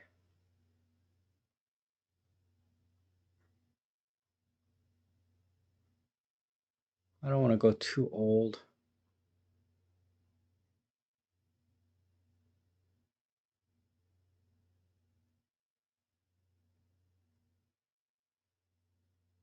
These sepias actually look really good,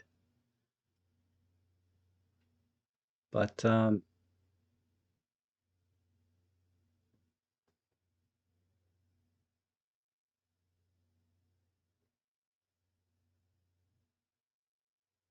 me just see how that looks. I like it. Okay, so all that work I did for nothing. I could have just clicked that preset, but okay, let's I mean, I did crop it. That's about it. But I like this. Um, that looks pretty cool. So there's the before and after. Um, didn't really need much from me other than applying a preset. That's pretty cool. And you can see really the how much detail is kind of brought in using Photolab 4. It's pretty amazing. I mean, like look at the tires down here compared to the original because it has these optics that you can build in that are built in. I mean, I know there's some processing and stuff that's not related to the optics module being shown here, but every image, this is one of the reasons I switched to Photolab 4 is because of how sharp the images are after processing with this.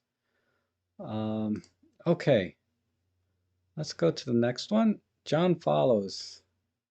You were here earlier. Is that your truck or not? If that's your truck, that's pretty awesome. I mean, it's an awesome truck either way, but ooh, what's this say? Cannot be processed. It's a oh, it's a Fujifilm. Okay, I'll have to do that in Lightroom. All right, Raho, finally to your image because you got here late anyway, I think. Uh, this is kind of cool. Look at these waters, man. And this guy's a lunatic for being out in these kind of waters. Wow. That is really rough sailing, man. They are hardcore if they went out in this kind of water.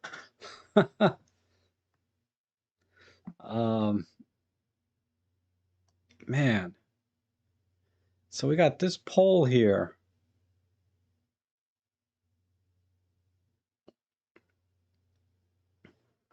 Um, I'm not sure what to do with this image. Just straighten it, maybe. Is it gonna find it? Yeah. It did automatically find the horizon. And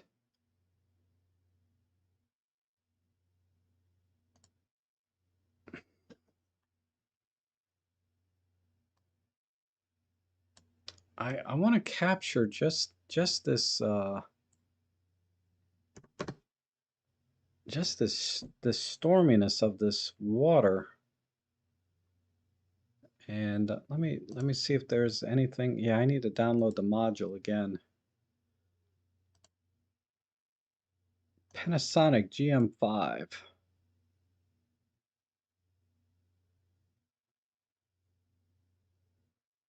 Ah, the tanker in the background makes it look scary. I don't know. The tanker didn't do anything for me there.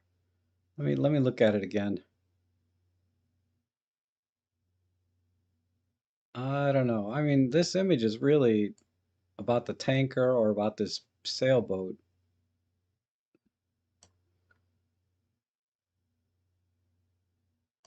I'm just gonna go with this.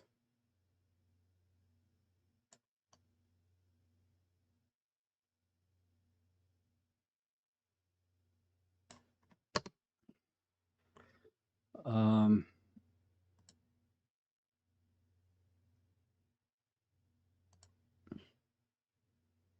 ugh, this needs to move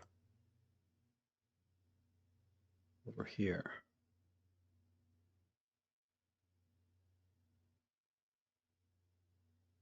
Okay. And all right, let's bring in some contrast.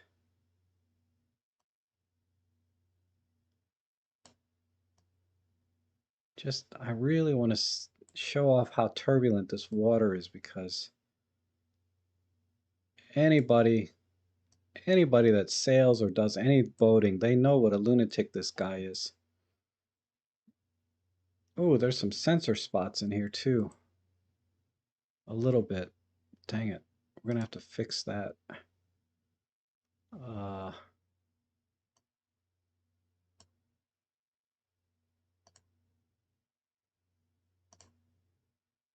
okay. And as far as color goes,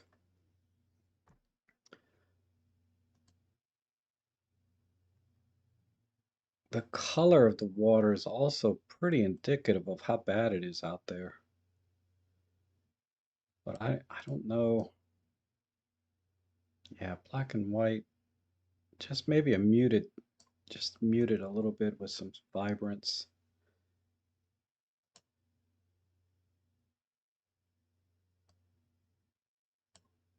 And let's warm the image up.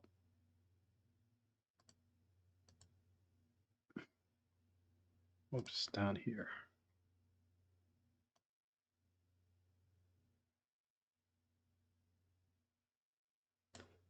Okay.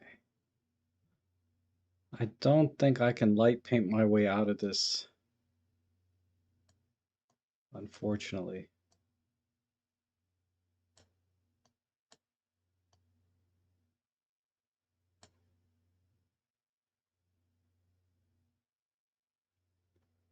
Okay.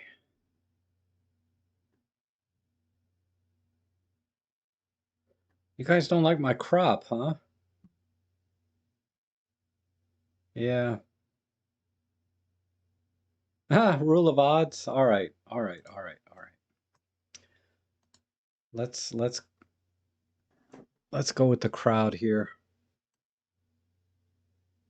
Let's see if I can do anything with this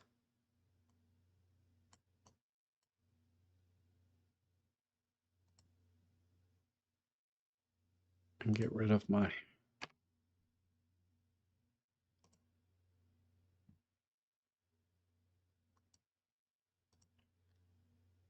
I don't know. What if I get rid of the pole? Of course, you guys are saying rule of odds. I don't buy it, but I'll leave it. It's just when we're this far out from the image, it's too hard to see everything.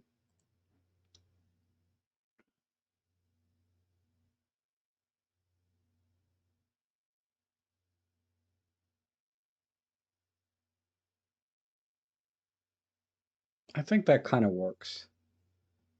Um,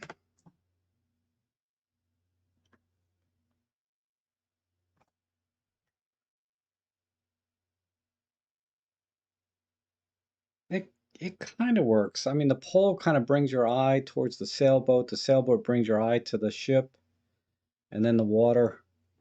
I kind of got distracted by the water, how turbulent it is, and what lunatics those people are in that boat. Uh, but I think ultimately, yeah, this is a better composition than what I had originally framed. Um, and there's a shark too. I don't even see the shark, but okay, I'm gonna leave it there. So let's look at the before image. So yeah, it's just a little soft, right? My main focus was to accentuate the ripples and the waves and the detail in the waves. Uh, Composition wise, I'm just a little bit tighter. So if we go to my image, that's I'm just a little bit tighter. And now, like I said, now I think the pole leads you to the sailboat to the ship in the background, and then the water, the texture is just so powerful in of itself because it's so rough. Okay,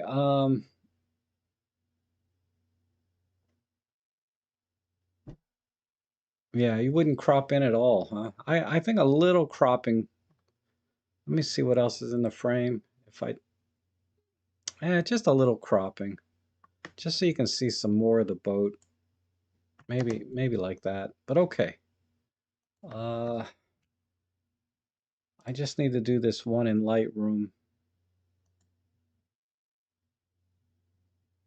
Then we'll get to the viewer edits. And then maybe we'll open up that camera box.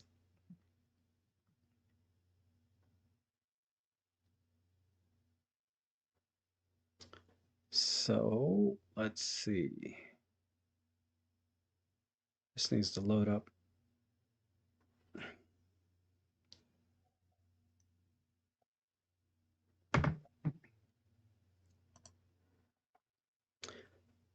All right.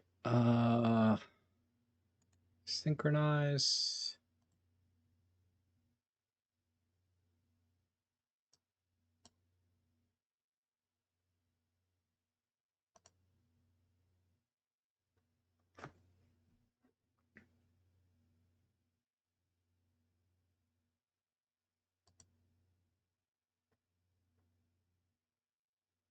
These were the ones I did last week, mixed in. Sorry about that. Here it is. This is the one. Oh man, too bad. I would have liked to do the corrections here. This is a Fuji X-H1 from Marcel. So let's go ahead and develop this. I need my panel here. Let me switch gears here to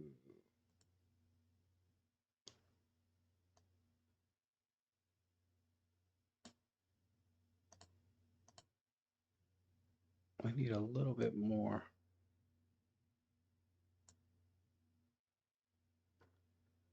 Okay. And a slight rotate this way.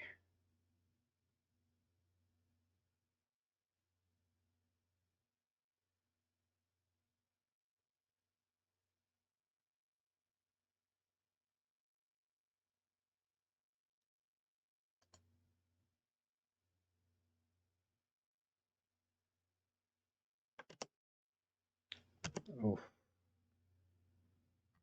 I definitely want to make the castle gritty. Um,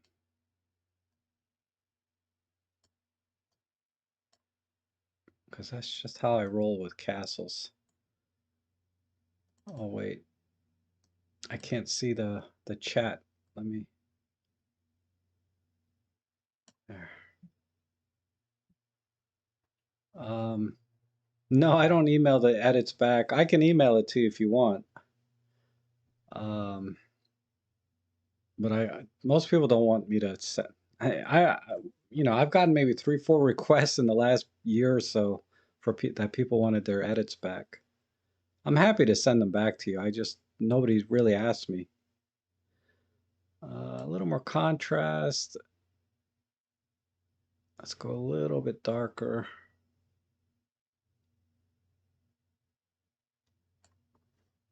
Now the black and white. No, not yet.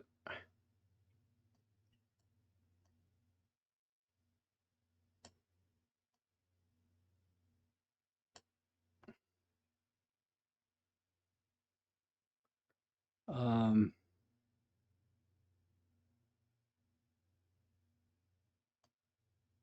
okay.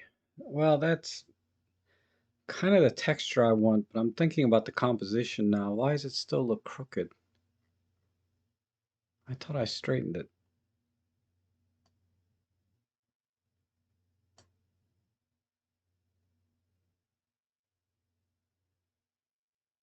Okay.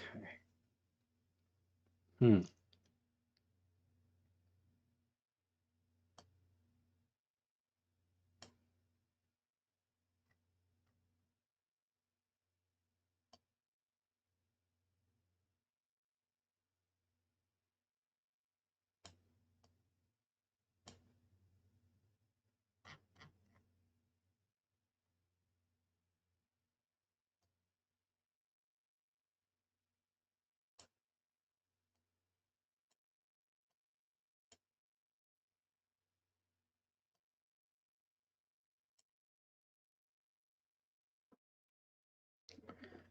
Uh,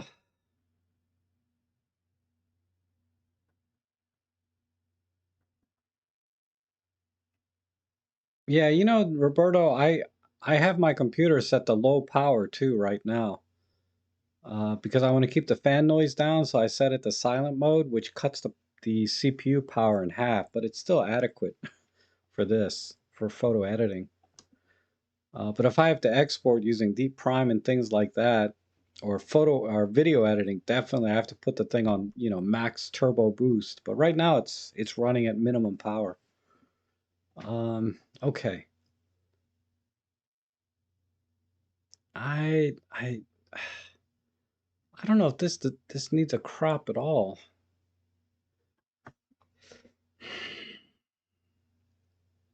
Maybe a tiny bit off the right, come up a tiny bit off the left, just to get more detail.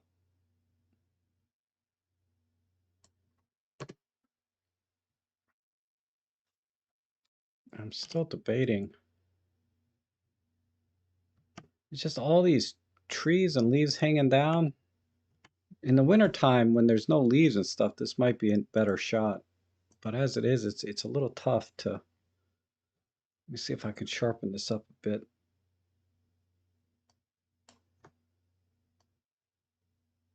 Right in there. That's good.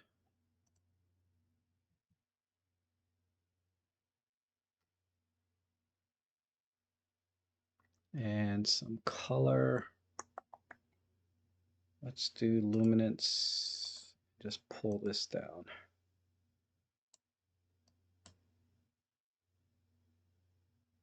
Can I pull this up? No, there's nothing there to pull. Just stay in here. Too much right there.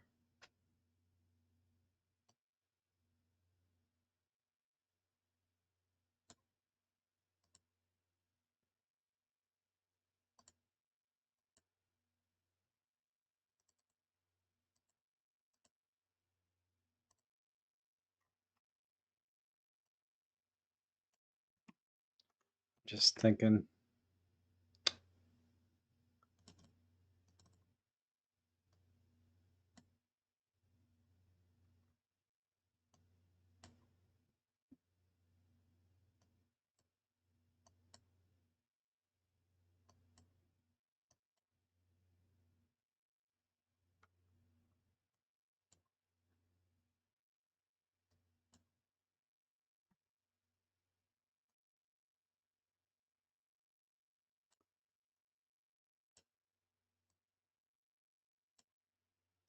All right, that's good.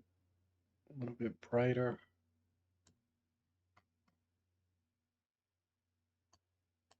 Feathering.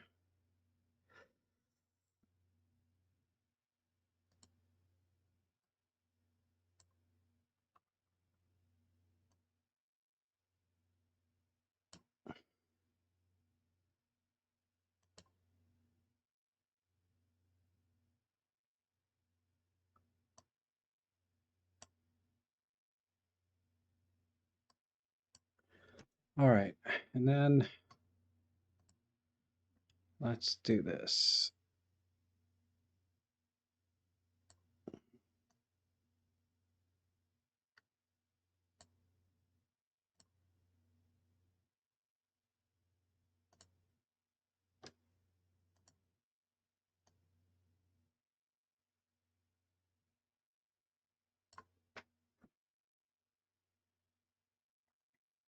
Get rid of that.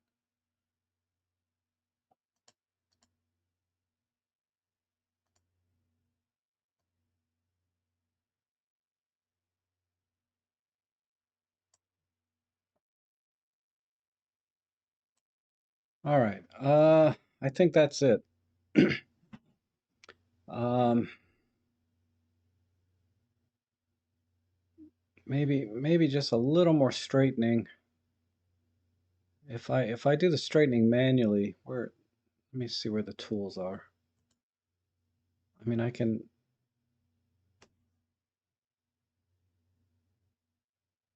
I might be able to do this and then this line.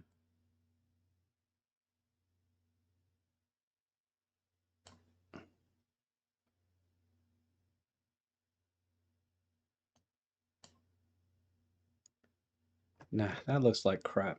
I think the original,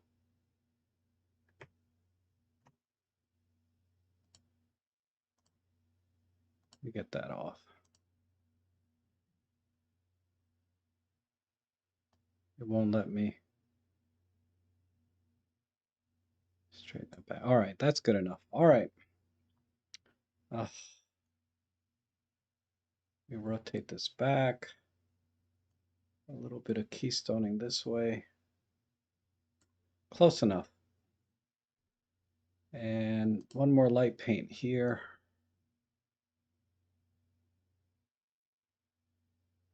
Just a little bit. I need more flow. More flow here.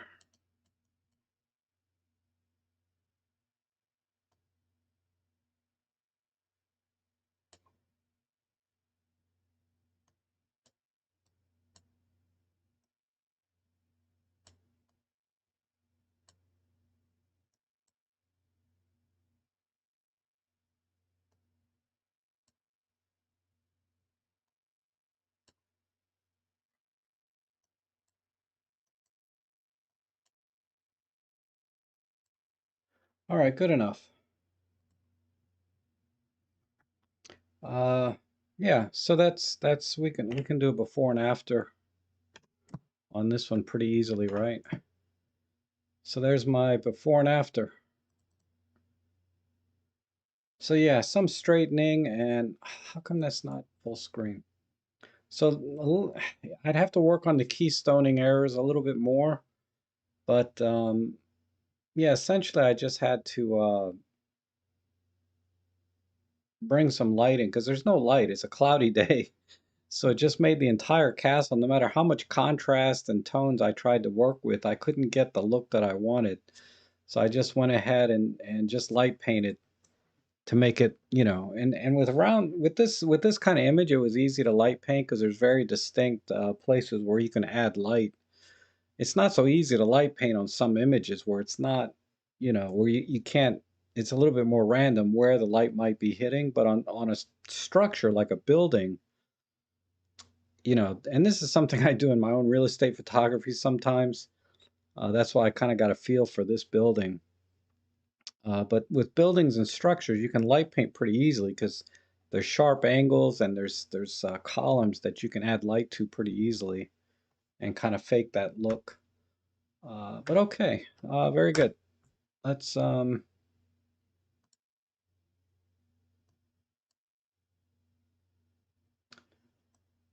let's look at the viewer edits. Um, so I think we need to go into this folder.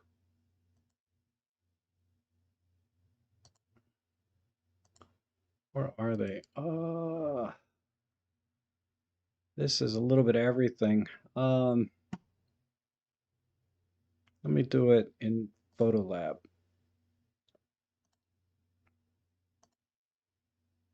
Yeah, I think this is better.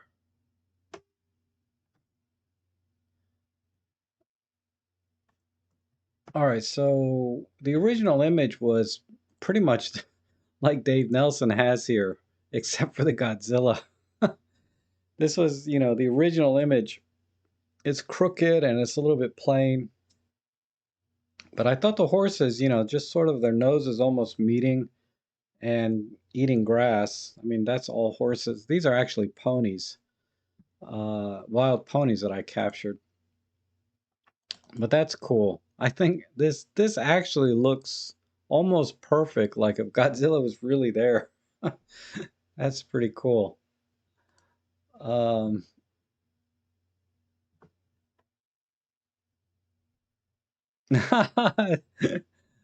yeah, until I've doctored the real estate images. That's funny.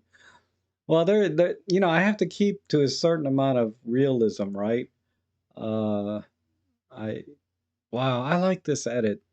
This is wonderful. This is really nice. Who did this one? This was Raho. Wow, Raho, good job on this. Man, I'm impressed. I really like the colors and tones. I like how you cropped it, and you even added some background blur, it looks like. I don't remember the original one being that blurry back here. Yeah, so you even added some blur. That's pretty cool and brought out great detail. This is a fantastic edit, really. Um, yeah, good job. And then this one, yeah, this is another nice one, kind of an HDR look. Really, really brought out all the texture. I like it. Yeah, really nice. This was from Image Writer. Good job, Image Writer. Nice, nice edit. And Joni. Oh, Joni went with a partial color. That's interesting. So basically, you took all the greens out and left the reds in. Greens and blues are gone, and just the reds are back in. That's cool. And the crop is perfect. This square crop is also really nice. I like the first one from Raho, I think, but this is a good crop too. Okay, Plato, we'll see you later. Yeah, I know. These editing streams are just taking forever. We saw Dave's, the pyromaniac of the group. This is a nice soft edit. I think Serge did this one. A little dark in the front, but yeah, I like the light painting up here on the main. You totally cut off the other horse. The other horse, though. That's what um, that's what people do when they break up with somebody. They tear the other person's half out. Wow, look at this. Really cool. This is almost painterly like, right? Um, very close to an oil painting. This is pretty amazing. Hey, Lauren, we'll see you later. Um, yeah, everybody's bailing on me. I gotta hurry up. This is a great edit, though. And Marcel, wow, really good job, Marcel. You used Affinity for that. Okay. And then finally, a nice, like a standard edit with some vignetting and sepia tones. This is very nice too. Man, you guys really nailed the editing this week. Because it wasn't a great photo to begin with, right? I mean, it was just a couple of ponies. But yeah, that's pretty awesome. All right, everyone. Yeah, I've been on a long time, so uh, you like Joni's the best? Let me look at that. I forget which one. This one, the partial color. Yeah, that's pretty cool. I'd have to go personally. I'm a little stuck. Raho is pretty awesome, but I think I'm gonna go with Marcel's today. Oh, hey, Marsha, I'm sorry. I'll have to do a review on the Deep Prime for you another time. What you can do is just email me one of your images that are kind of grainy because of the high ISO, and I can send it back to you with Deep Prime. But anyway, and I have a video on Deep Prime. It's called DXO, whatchamacallit. You know, they came out with that software, except Pure Raw, DXO Pure Raw video. That's basically Deep Prime in action. So if you watch that video, you'll see how it works. But it really does an amazing job. It's really amazing at denoising, and then with Photolab 4 Elite, you can add some sharpening in, and it just, I'm so impressed with it. It's probably the very best photo raw editor I've ever used, um, by significant margin. I wouldn't say by far, but in terms of the initial thing, it's pretty significant. But okay, everyone, awesome job. I think this is my favorite one, this Marcel one with just a slight oil painting type look. It's pretty powerful this way, in my opinion. So you guys have a good one. I'll be back probably Sunday for another photo editing stream. Not photo editing, but for a regular live stream. And where's my... Yeah, I'll be back Sunday with this screen like I always do. So thanks everybody for sending your images in, editing my image. Hopefully enjoyed a few of the edits I did, but either way, I'll be here again next week. You guys have a good one, and I will figure out how to end this stream. I gotta have like a big red button. I got a big red button like this one. No! That says no. I love this thing. uh, Dang it, where is it? There it is. Got it. Okay, I'm definitely gone now.